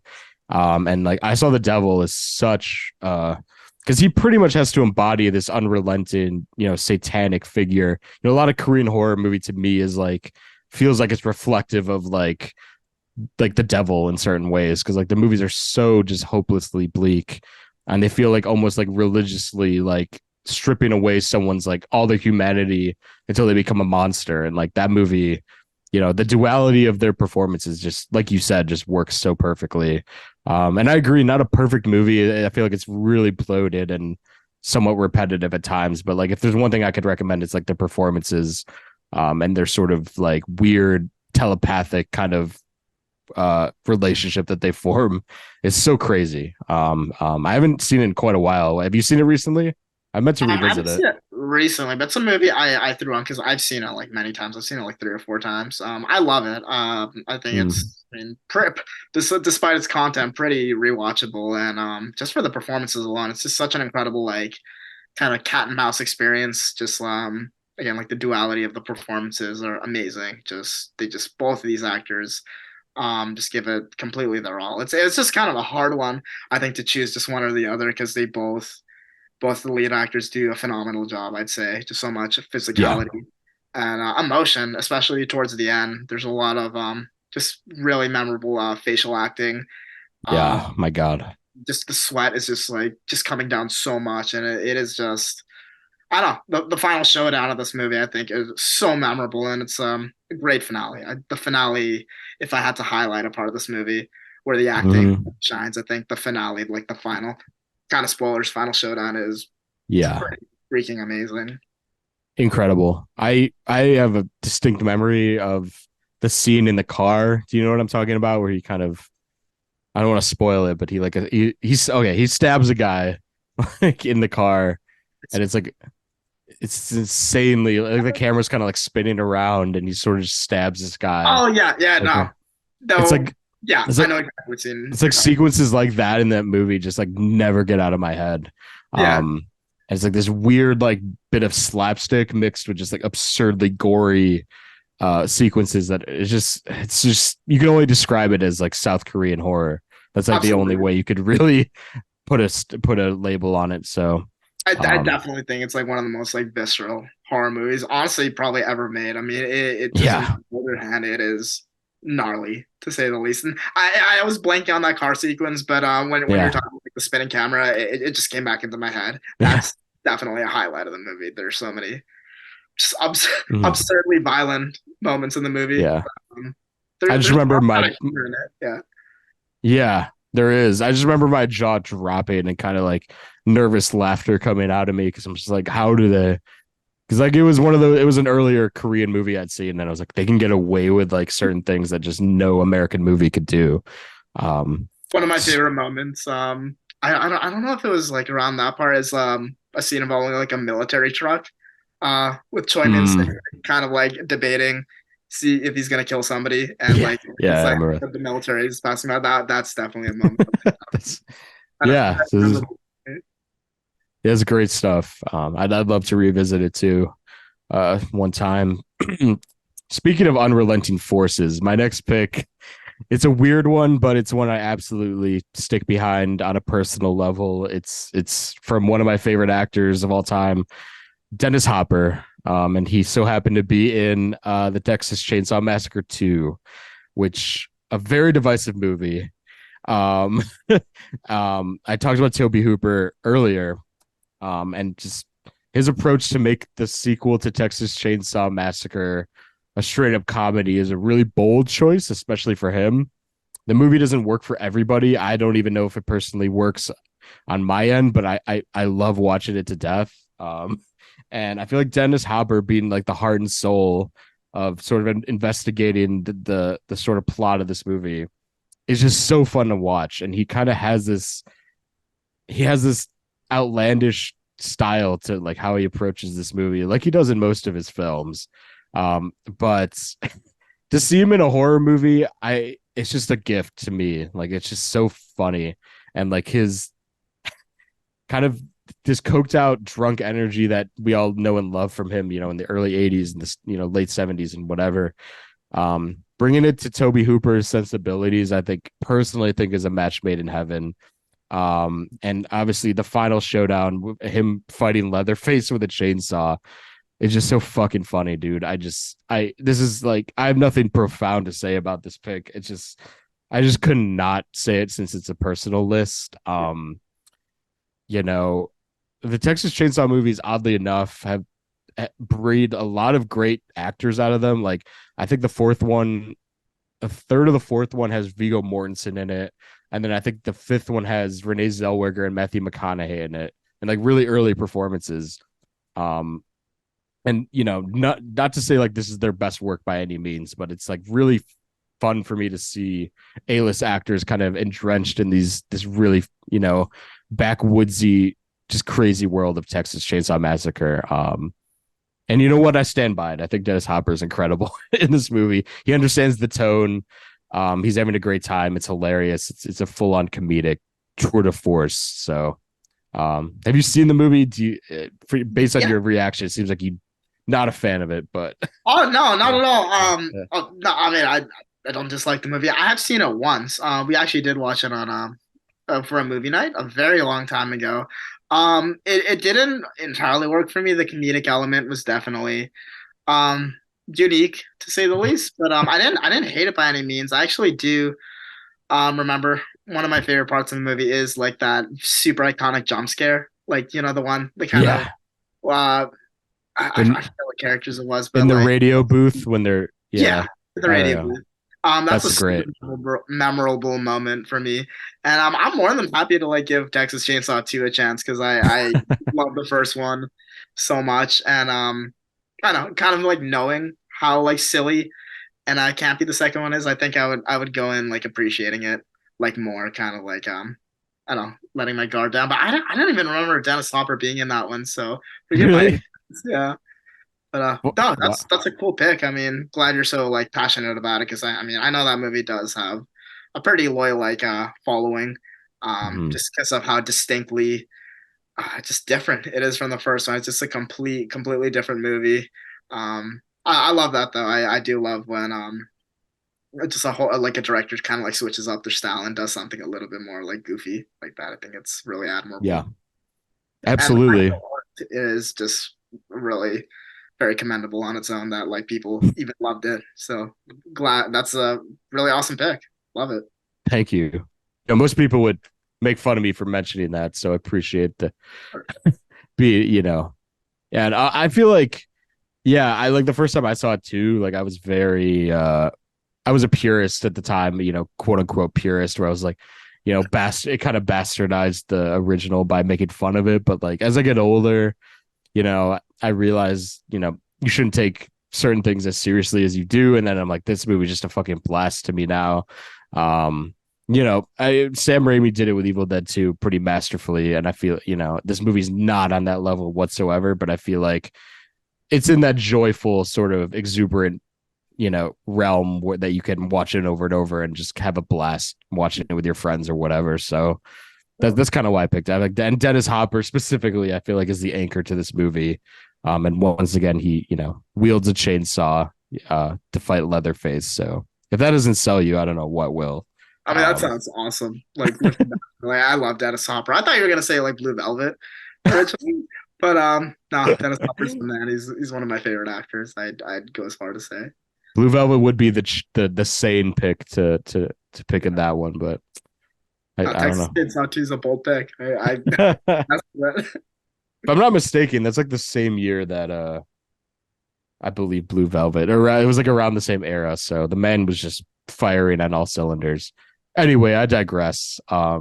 What's your number three pick? My number three pick. So this one might be a slightly controversial for those who've seen it because I wouldn't exactly describe this as a horror movie, but it's more of like a psychological thriller. But this is a movie Okay. and with a central performance that really left a huge impact on me when I was a lot younger. One of the original movies that really scared me. Like just I'll get more into it. But my number three pick is Robin Williams in a 1 hour photo. This I have Awesome pick. It's a that's great pick. this is one of my favorite movies, probably of all time. I remember having this movie like we had this as a family on like VHS. So this movie was on pretty like decent rotation in the household. Um, but I never obviously like realized like how just different this performance was from Robin Williams in comparison to like all his the comedies we know and love from him until I got like a little bit older and like I just knew more about filmmaking. But what an incredible like transformation I'd say from like again Yeah. like like your Mrs. Doubtfire's and like your Dead Poet Societies, just all these great movies. Robin Williams just gives like a performance that's just so creepy and so unsettling. At times a little scary to me. The one moment that really gets me every time is the if you see the movie, you know the dream sequence I'm referencing Yeah. is one of the most unexpected jump scares in any movie ever. But it's not just like a performance of just like pure, just like just a shock and terror. This is a very subdued performance that kind of like May about an outcast, and you just see over the course of the runtime just like the crack showing and just like the desperation of this character to kind of like be somebody. But like society doesn't like understand them, and as you kind of like get to the conclusion, you realize what's been going on in this character's head. But Robin Williams gives it so much. He gives it its all in this movie, and it's unlike anything he's ever done, anything he ever did. I don't think. I mean, uh, we'd probably say like Good Will Hunting is like one of his best performances. I'd go as far as Hmm. to say this is like my favorite Robin Williams performance, just because of how much it sticks out in his filmography, just how brave and really unhinged it is. It is so captivating from start to finish. I've seen it like just so many times, just dozens of times, and it just doesn't get old to me because just like there's just some times where I can't even believe this is like the Robin Williams you know and love. It's just a completely transformative performance. Also, a visually stunning movie. The directing in this movie, Yes. not to get too sidetracked, is phenomenal. And this is actually the pick where we were referencing a little earlier of music video directors going Yeah. to like film. Mark Romanek, Yeah, he Rock. Yeah. him and Robin Williams did such a great job in this movie. It's a very underrated movie.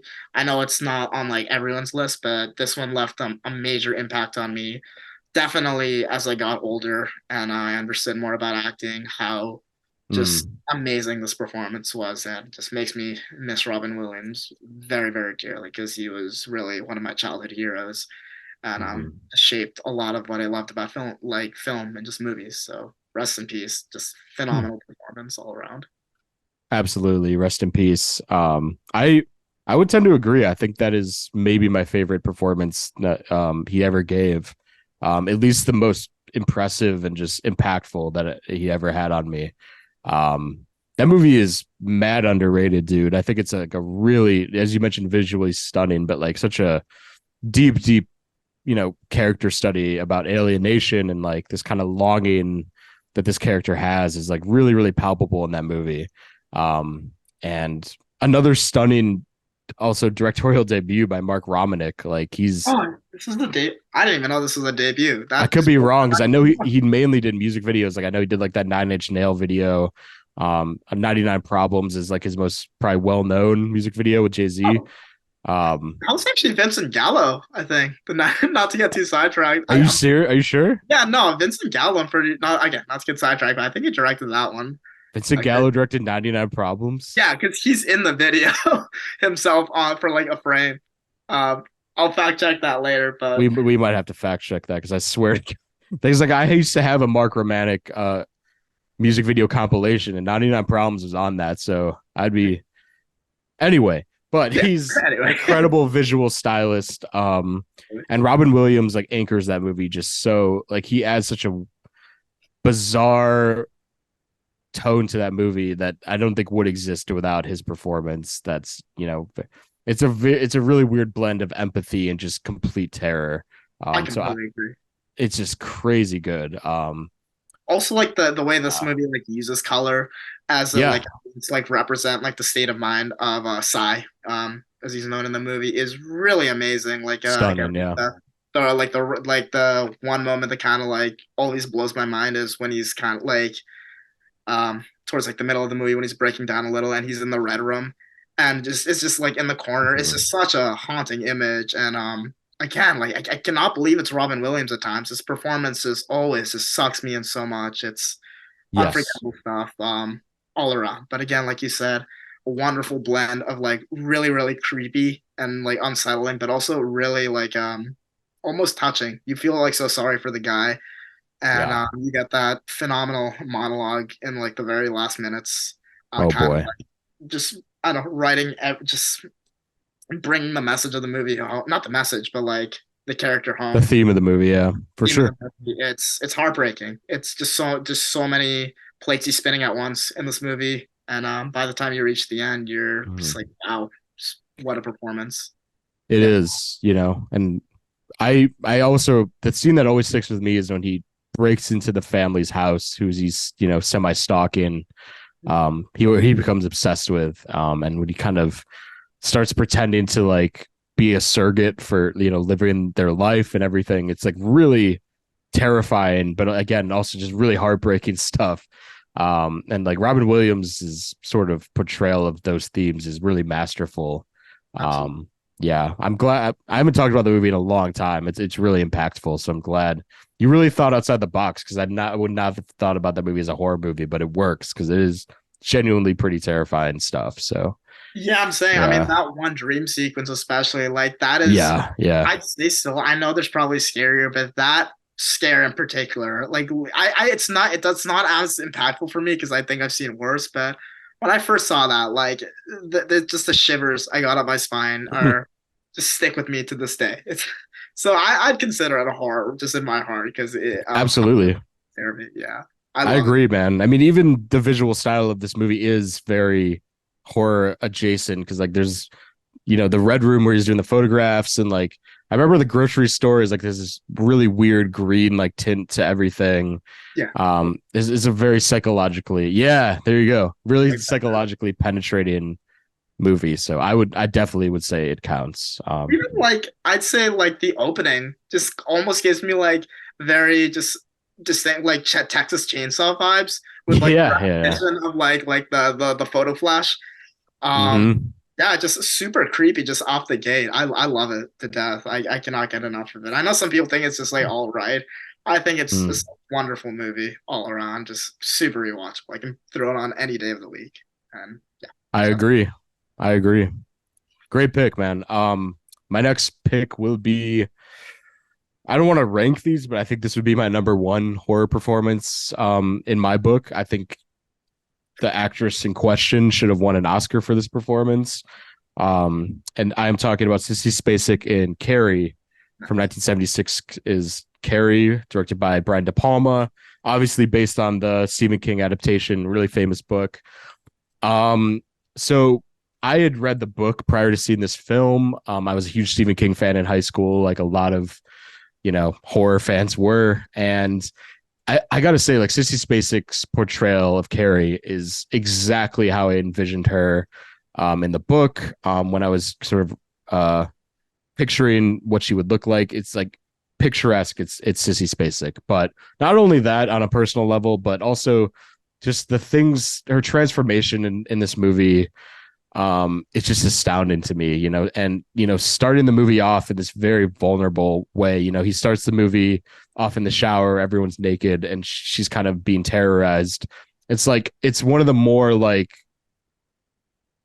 I guess, uh, controversial way to start a movie, but also like one of the best character introductions, I would say, for a character to sort of understand her, this sort of alienation that she has, but also this terror that of being bullied in the school and all that stuff.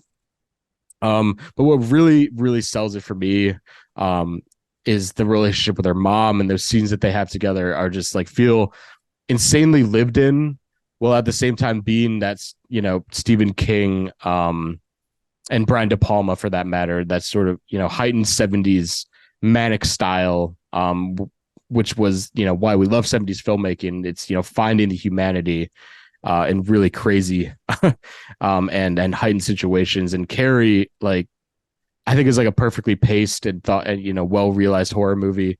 I think Brian De Palma is one of my favorite directors, and I feel like the adaptation was just done flawlessly. And not to mention the famous final scene. Spoilers for anyone who hasn't seen Carrie, but the prom sequence is just intoxicating. Just like one of the most well edited, well acted sequences in any horror movie I can think of.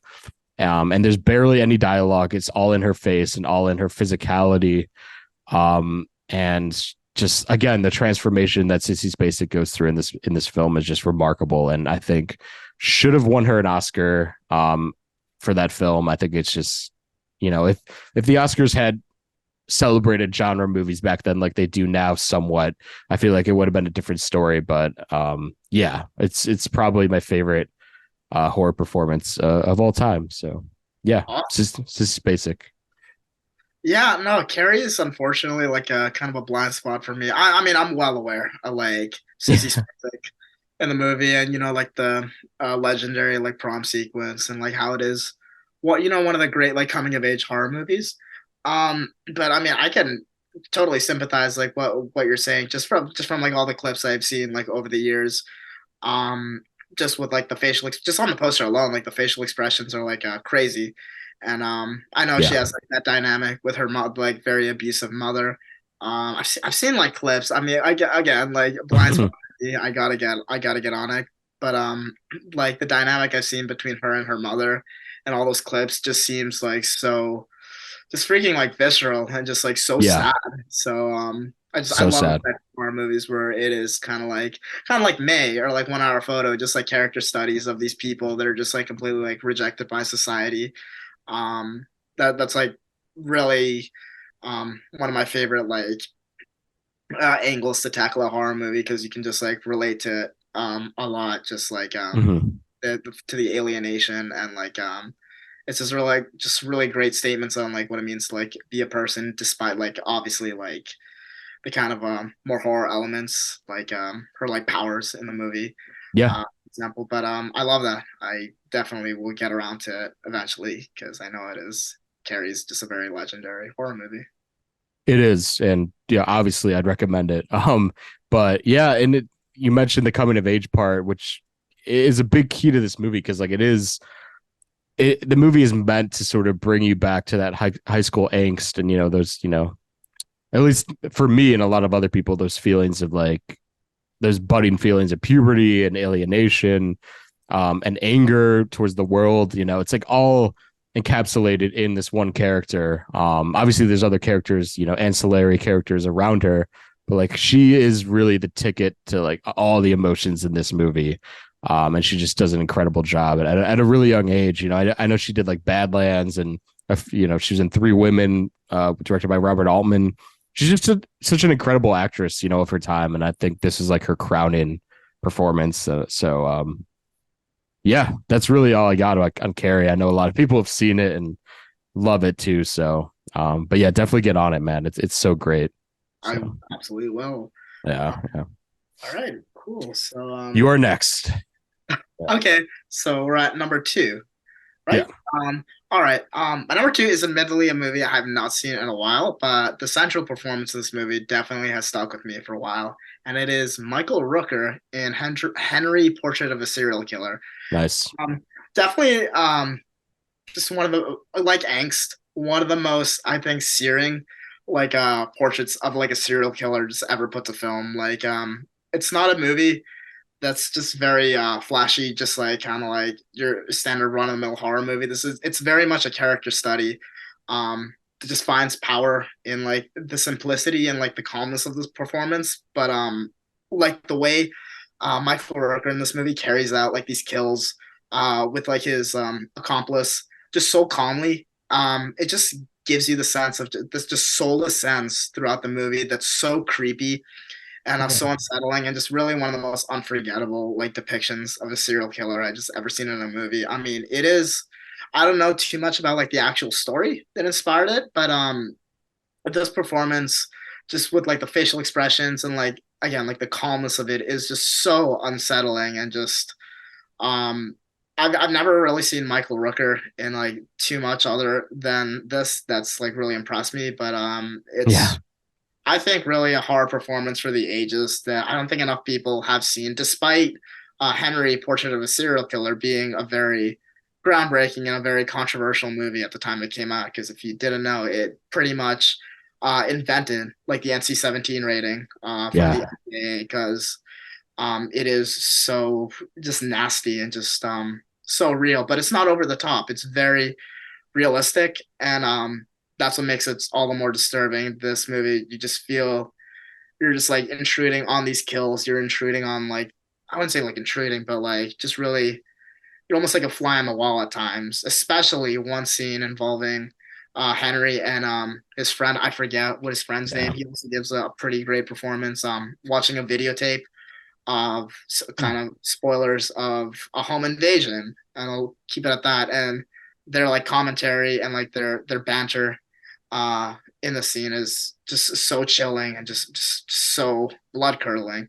There's also one part that always stuck with me where they kill like two people in a car and like it cuts to the next scene of them just having like fast food. That's also one moment Yeah. Yeah. that I just never forgotten. Just like you're just this evil, just monster, and just casually, I don't know, eating food with your friend just after you just committed this horrible act. It's Right.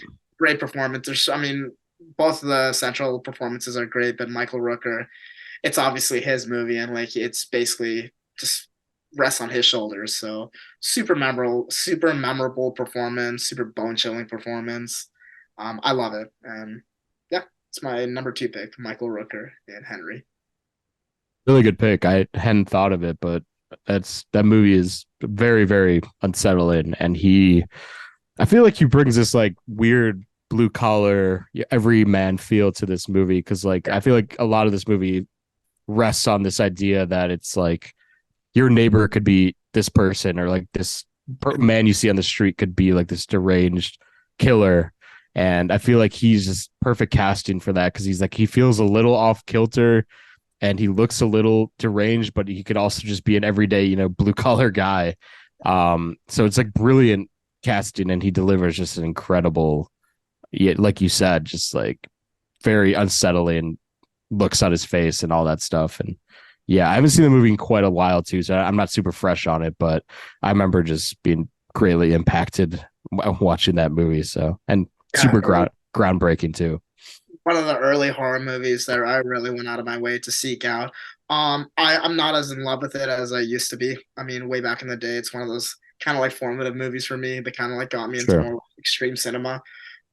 So I've seen stuff that's like shocked me a little bit more, but the performance itself just makes the movie pretty unforgettable and just I think more than recommendable if you want to see just like a really just one of the most twisted character studies in horror because it's very again, it does not go over the top whatsoever. It's very real, and there's some scenes where you just feel like you're a fly on the wall to these two killers, and Yeah. there's also just like really bizarre moments, just these very bizarre interactions, like one involving like incest, where like Michael Rooker just almost like explodes and just like Yeah.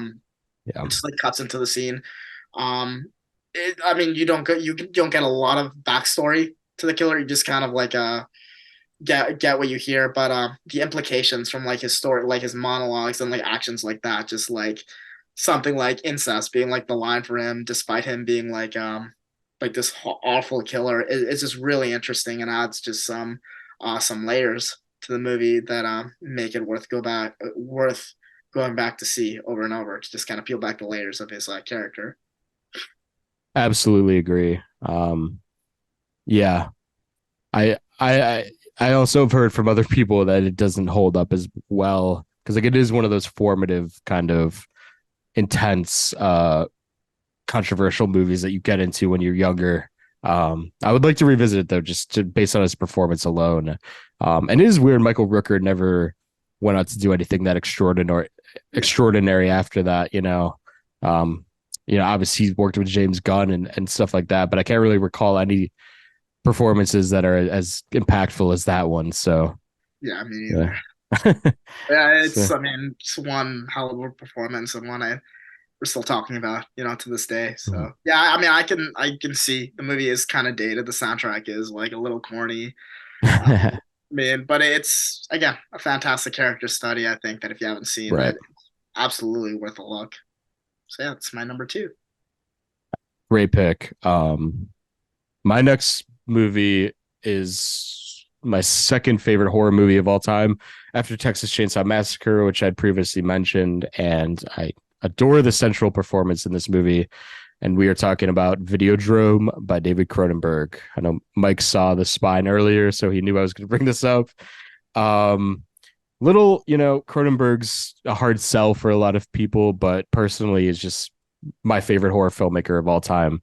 One of my favorite directors, period, of all time. And Videodrome to me, it kind of encapsulates everything I love about him, where he comments on society in a very, not in a very overt, ham-fisted way, but he comments on the tabloid media and kind of our obsession with screens and our image of ourselves through that prism. And this movie is all seen through the eyes of an incredible lead performance by James Woods, who I do not endorse as a human being, because he's unfortunately become a more, pseudo incel person these days. But that And besides the point.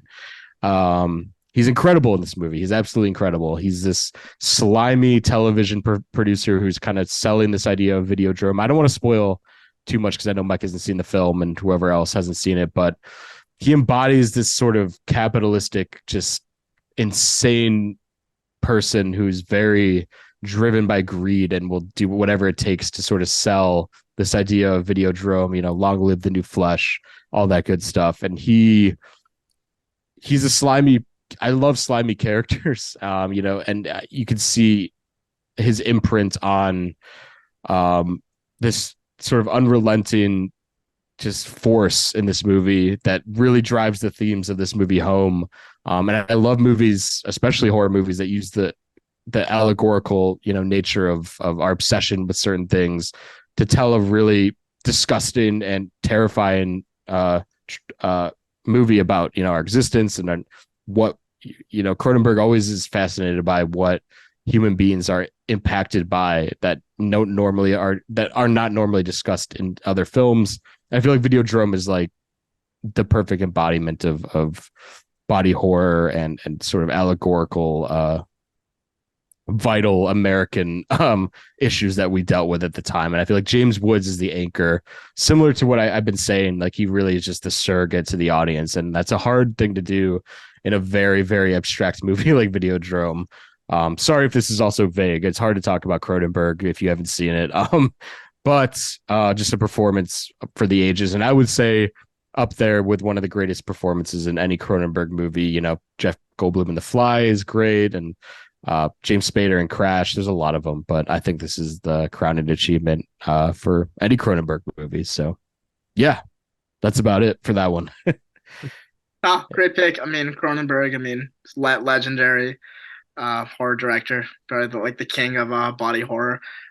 Sadly, again, a kind of a blind spot for me. I've only seen History of Violence, and I saw The Fly when I was like a little kid. But I mean, I remember really enjoying it. I've been really desperate to give it a rewatch, especially for a spooky season. But yeah, I Great film. admire how much you love his movies, how influential they are to you. And yeah, I mean, Videodrome, just from like what you described, seems to be just a movie that's aged really well. um, at least from like a thematic point of view, like you said, like Yeah. uh, for its analysis on like screens and like what like humans like obsess over. I love that. Like when a movie is just not stuck in the past and it's just timeless. So I mean, I've always wanted to see Videodrome, and yeah, your passion for it is giving me a push. You know. Love to hear that.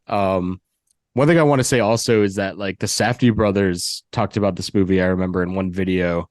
And like in hindsight, I could see that this movie had like a major impact on them, like creating characters like Robert Pattinson in Good Time or Howard Ratner in Uncut Gems, because like they kind of embody this greedy, self-obsessed nature that they're so interested in. And I feel like James Woods in Videodrome is more of like an 80s Cronenberg-esque version of those characters. So like that, I always sell people on that. Like if you like character studies in the vein of Safdie brothers, and I feel like you would really like Videodrome. So I mean, um I'm a huge Safdie fan. I didn't expect you to like make a comparison to them since their movies are obviously super different from Cronenberg. But oh, absolutely, yeah.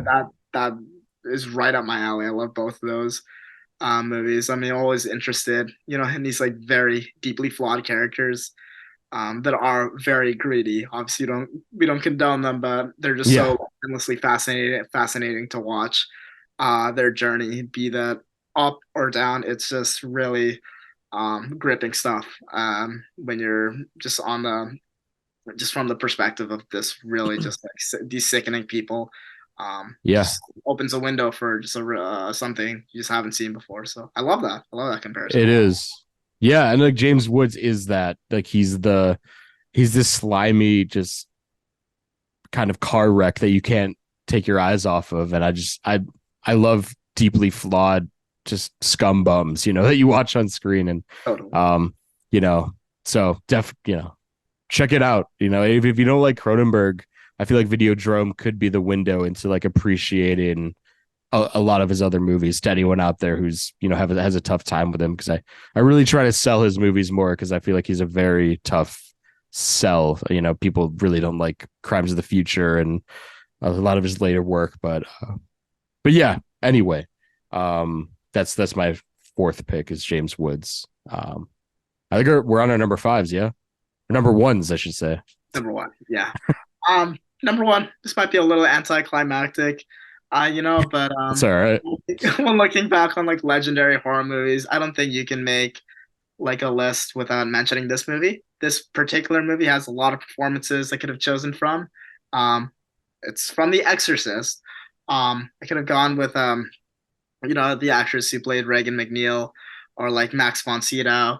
But I went with Ellen Burstyn in The Exorcist as my number one because I think this I haven't seen like a movie like Rosemary's Baby, but like the performance of like a mother just in like panic and like kind of like fighting for her family is like one of my favorite like angles to like just study a character in a horror movie. And I think that, Ellen Burstyn in The Exorcist is like almost like the apex of that.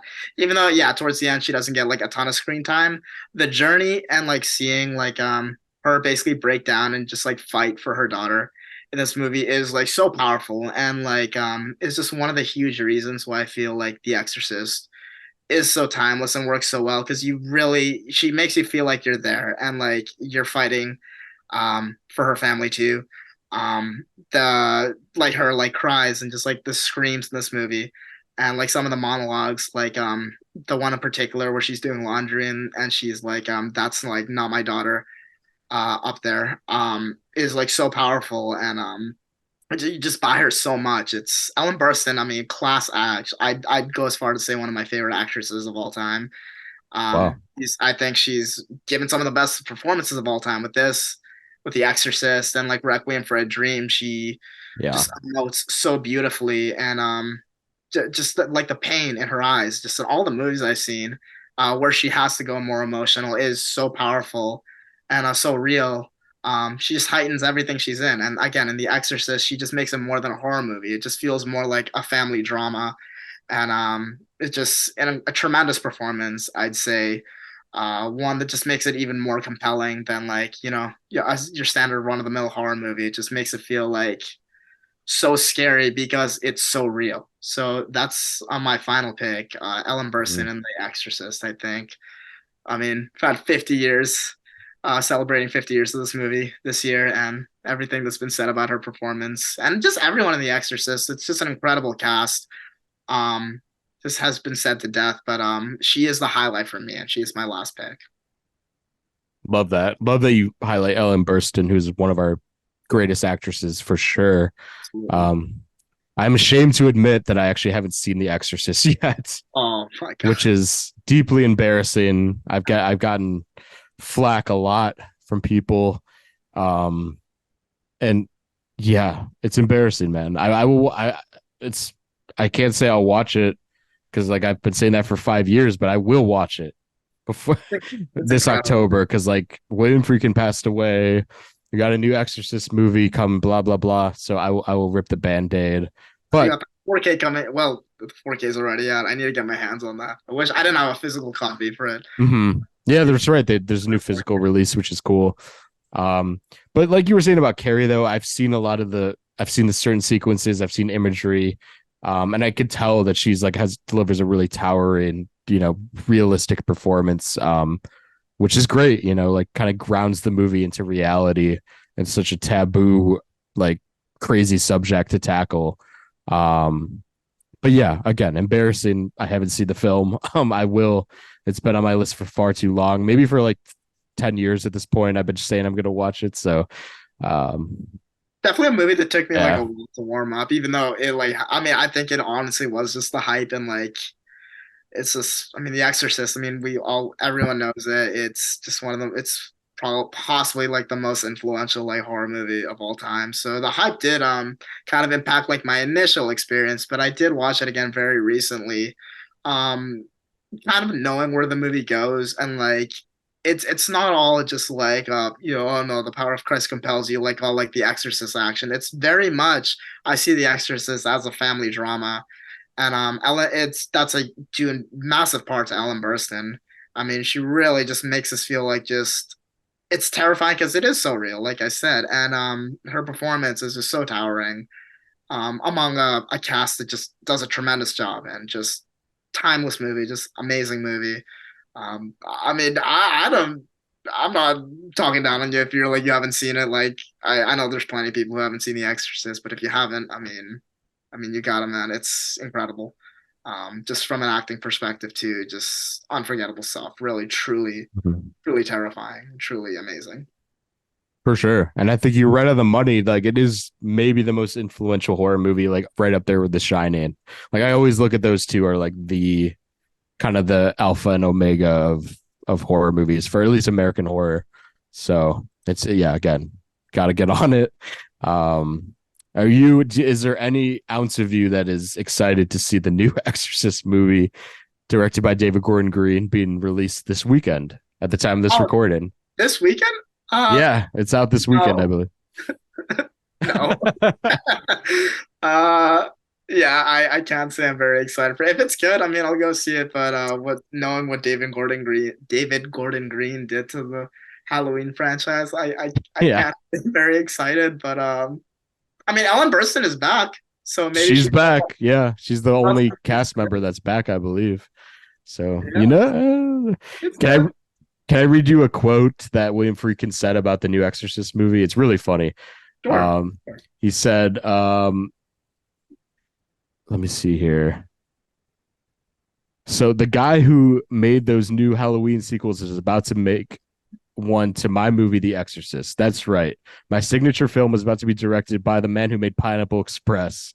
I don't want to be around when that happens, but if there's a spirit world and I can come back, I plan to possess David Gordon Green and make his life a living hell. That's the most like William Freakin thing. Like, Yeah. like after he died, like me, a Cynic was over. Cynic the critic, Yeah. Sander. Shout We out. were just like just going back and forth about like William Friedkin, like watching some of his interviews. Like just God Yeah. rest his soul. He was just super funny. Just love how unfiltered he was. Felt really bad that I wasn't more of a fan, while he was alive. But Mhm. that's I basically heard that in his voice. Like he's completely hilarious, and I love William Friedkin. Rest in peace, legend. Did you and Xander watch the Nicholas Winding Refn interview? Yes, that's what brought it That's up. Like as soon as he died, he's like, "You got to see this interview with Nicholas Winding Refn." it's the That's like, greatest thing ever. it's so funny. It's so freaking Just hilarious. I love it. yeah, Yeah. it's great. Despite me not having seen The Exorcist, I gotta say I'm a huge fan of. I mean, like I love Sorcerer and To Live and Die in L.A. Like I'm a massive fan of him as a director. I just never have seen his masterpiece. Yeah, I really So want to see Sorcerer. That's like the next Friedkin. Um, oh my, yeah, it's incredible, dude. I but think it's playing on big screens. It is here in Los Angeles, but I don't know if it might be playing in other ones nationwide because there's that new print of it that's out. So oh, I I don't know. don't. Maybe look out for that. I highly recommend seeing it like on the biggest screen possible. It is visually just a treat. So yeah, we love freaking rest in peace. And Ellen Burstyn too. Yeah, she's incredible. Requiem for a Dream is one of the greatest performances ever, in my opinion. Really agree. Um, absolutely. All right, man. I will finish this off here. And I will also say mine is a little anticlimactic for different reasons, mainly because it's a very personal choice, as has most of mine have been. So what else is new? But it's a movie I quite love a lot, from director Sam Raimi, who's one of my favorites horror directors out there. And it's not the one you might think because Bruce Campbell's been talked about enough. So I want to highlight Drag Me to Hell, Nice, uh, with nice. Alison Lohman's performance in this as the lead character, as Christine Brown. I think a super underrated horror movie, even though people talk about it, a good amount. Like I feel like people's initial or their long lasting take on this movie, it's like, oh, it's like kind of a spiritual, horror movie that in the vein of Evil Dead. In many ways it is because it's very crazy and comedic. But I think this movie has a very, very great subtext about, feminism because like this character, um, if you haven't seen the film, she's working this shitty bank job and she's being sort of ostracized by all the men at this bank job. She's dating Justin Long and he's sort of pressuring her to further her career at this bank. And she's kind of this like ideal feminine character that's kind of being pushed down by the world, and it takes like this kind of curse that she gets from this old lady to sort of bring her up and face all of this patriarchy that she's dealing with. And I think it's just such an incredible take on that subject matter because you see feminist horror movies. I think of like the Black Christmas remake that came out a few years ago, which was so on the nose and crazily you know I would say too forward thinking. It's in its ideas, which with ideas that I agree with. But I feel like Drag Me to Hell is like a more nuanced, comedic take on that stuff, which to me, like I feel like we could be more accepting and digest these ideas that he puts forth, when they're not being ham-fisted at you like a lot of other horror movies do. Um, but yeah, and I got to talk about her performance. Like I think she nails just like the absurdity of Sam Raimi almost as well as Bruce Campbell does in the Evil Dead movies. Cause like I feel like she has to feel like a real person in this movie. And she sells every bit of this movie, in my opinion, like the feeling of being alienated by her peers, but then all the way towards the end when she's trying to get rid of this curse in any way she can. And it's more of a heightened, Raimi-esque horror, tone that we all love from the Evil Dead movies. So I feel like it's just so multi-layered and no one ever talks about her performance unless they're a massive fan of the movie like myself. So anyway, have you seen this movie at Yeah, all? I have. I've seen it Yeah. twice. It has been a little while, but Mm. like you said, I mean, I never even caught on to like the feminist like subtext of the movie, but I can definitely like looking back on it now, I can definitely see that. But I remember that performance so much. Again, like we said, for like the physicality of the performance, just like how Yeah. just just all the scenarios she has to go through, and I don't know, just seeing like her life fall apart because of this curse is just such a blast to see. And I don't know if she's been in anything else, but I did Not really. love that performance from what I remember of it. And yeah, I love Drag Me to Hell. I think it's one of Raimi's most memorable movies. I wouldn't say it's like above like Evil Dead 2 or anything like that, but it's close. And Absolutely. I really really enjoy that movie. Yeah. And I physically, you're right. I forgot to mention that because like she has to fight off an old lady in this movie. It's like, That car scene, like the scene in the yeah, parking garage, is exactly. Yeah. super amazing. Love that scene. So good. Like it's Yeah. again, it's like the slapsticky horror that Raimi does, and she has to sell that. But like this movie's so grounded. Like it's meant to take place in like real life Los Angeles. And you have to feel like you said her world crumbling apart. Like, and I think it all rests on her shoulders to like deliver this lived in performance, like within the confines of a Sam Raimi horror movie, which I think is insanely hard because like see, Bruce Campbell's incredible in Evil Dead 2, but not once do you think like, oh, I can picture this guy like on the street or like he doesn't feel like an authentic person as much as I love him so much. Um, so yeah, I just think it's incredibly impressive what they pulled off with that movie, and like Raimi, and I just want him to just do more horror movies in general. It's really sad what his career has become, but I would love to see him come back and just do more Drag Me to Hells. Just do stuff in that vein. I'd be so happy. Um, yeah, Yeah, no, wonderful pick. I mean, I didn't even cross my mind. Thinking about like performances because again, shame on me even like just forgetting about it. But that's I mean, a performance that like really emphasizes like slapstick, but also like just this reality of a woman who's just her life is completely being torn apart.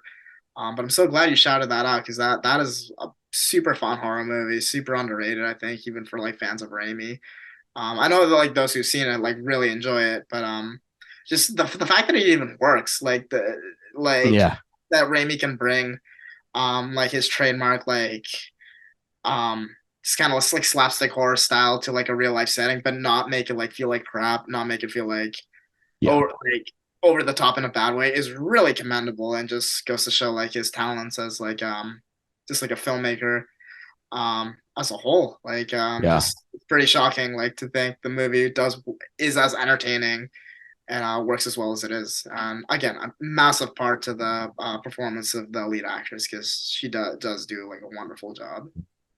100% agree. Yeah, it's so hard to do horror comedy to begin with. Like even injecting comedy into horror and pulling it off.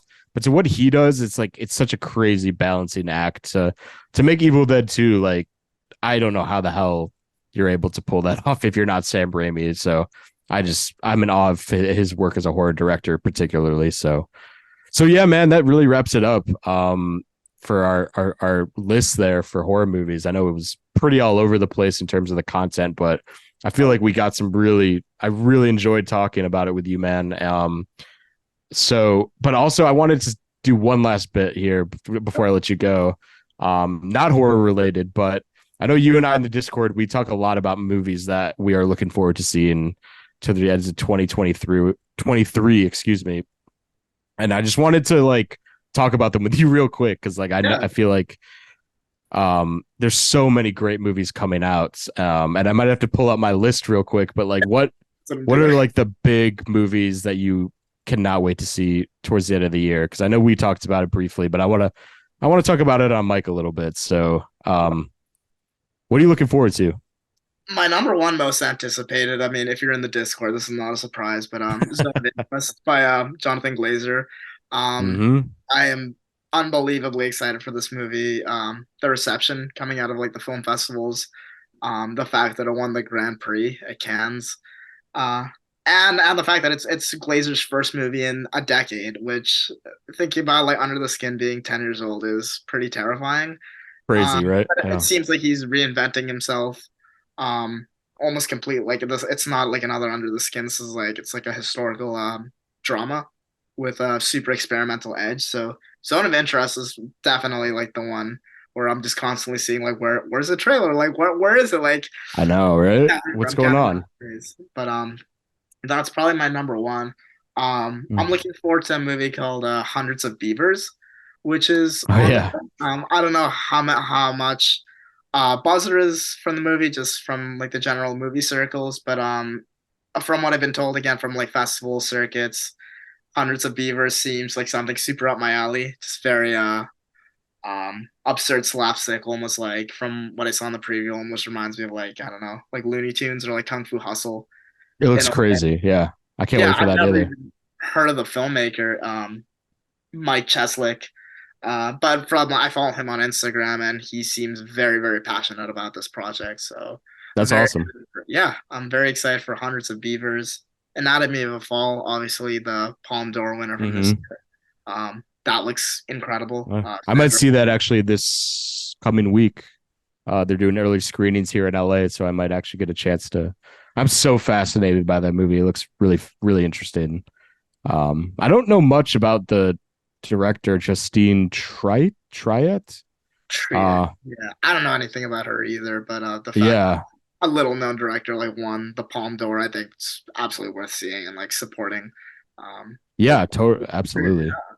But Uh, besides that, like Poor Things, obviously, I mean, I think we're all Poor excited. Things, very, very hyped up for that. Definitely. And Yorgos is one of those directors who really hasn't missed since he's been in the mainstream. And that kind of looks like it's kind of might be his magnum opus, if you ask me. Just kind of is not only his biggest budget, but it seems like he's working with ideas that are just so personal and just really out there. I just cannot wait to see it. A weird one that we both talked about. I remember was the Sweet East Yes. with our boy Simon Rex, who I'm really really high on because I just revisited Red Rocket a few weeks ago, and I fucking love that movie so much. So I just can't wait to see him in that movie. But also Sean Price Williams, who's directing it, is he shot a lot of the Safdie brothers' movies and stuff like that. So I that's just a cool little indie movie. I can't wait to see.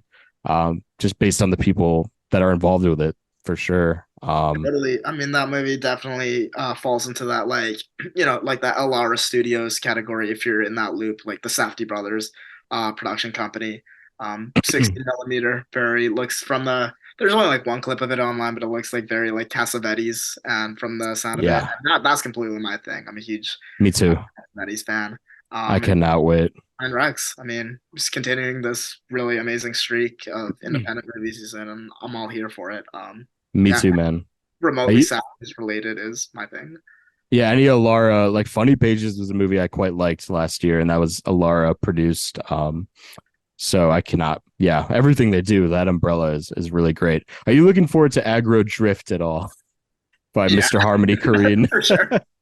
Kind of more as a meme, but I legitimately will always see like anything like Corinne touches, for better or worse. I mean, I wouldn't say he's one of Sure. my filmmakers, but I don't think there are many filmmakers as unapologetically themselves as Corinne. So anything he touches, I'd say, is worth checking out at least once. And Agro Drift looks special to say the least. I can't wait to see that. The reception from like Venice and like all the festivals is just hilarious to me. So yeah, Hysterical.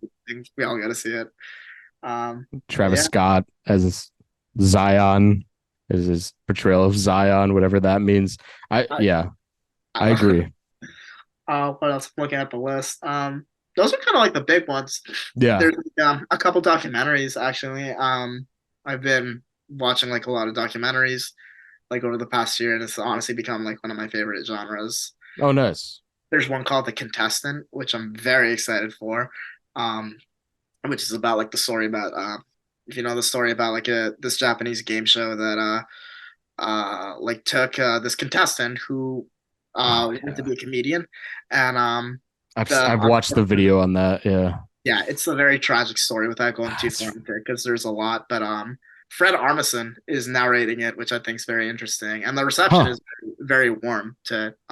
But I mean, I already know the story, but I'm very excited to see it like on the big screen, like explored a little more. So like the contestant is kind of like Absolutely.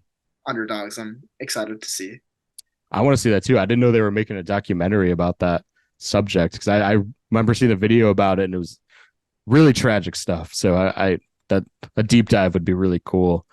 The Boy and the Heron is one I cannot wait for. I obviously, I mean, Miyazaki is one of my favorite directors out there, so that goes without saying. All of Us Strangers also is another one by Andrew Haig, the guy who did Yeah, Weekend that's and the one with freaking Paul Mescal. Paul And, Mescal. Oh my God. yeah. Yeah, that was So really good, and the reception for that one is pretty like off the charts right now. It's supposed to be an Oscar contender, but I've never absolutely, seen yeah. an Andrew Hyde movie. I've never seen like Weekend or any of his Oh work. wow. Yeah. He's up your alley, man, for sure. Um, yeah, he's an incredible modern director, and I'll see anything that I mean, most things that Paul Mescal will. He's one of the most exciting young actors we got for sure. The last one I want to mention is actually a movie called The Taste of Things. I don't know if you heard of that movie. Okay, no. Um, it came out of Cannes, and it was like it's a movie about a cook. It's kind of like a blend. It's like Oh, food movie blended with the romance with Juliette Binoche. Um, and that's like a movie that the reception of that movie is like insane. Like people are saying it's one of their favorites of the year. I don't know if it's going to get a release till 2024. Unfortunately, I'm not sure. But I mean, I'm a big food movie person, so I am just very much looking forward to that on a personal level. It just looks really sweet, really tender. Juliette Binoche, one of my favorite actresses. So that's I cannot wait for that movie. I Um, know the director of that. He actually took home Best Director at Cannes this year for that movie. So oh that no way. Okay. yeah, yeah, it did. So it's gonna look really good. It's probably gonna be like a little bit out there direction wise. That's one of my favorite categories at Cannes. Like whenever somebody wins Best Director, it's just always like kind of like shoots up on my list. The fact that it's a cooking movie just makes it even more Yeah. interesting. 'Cause, I mean, I love cooking. That I'm a sucker for like cooking movies too. Me too, man. It grips me right away. But that's about it, man. I mean, Killers of the Flower Moon goes without saying. I don't, David Fincher's movie, Michael Mann has a movie.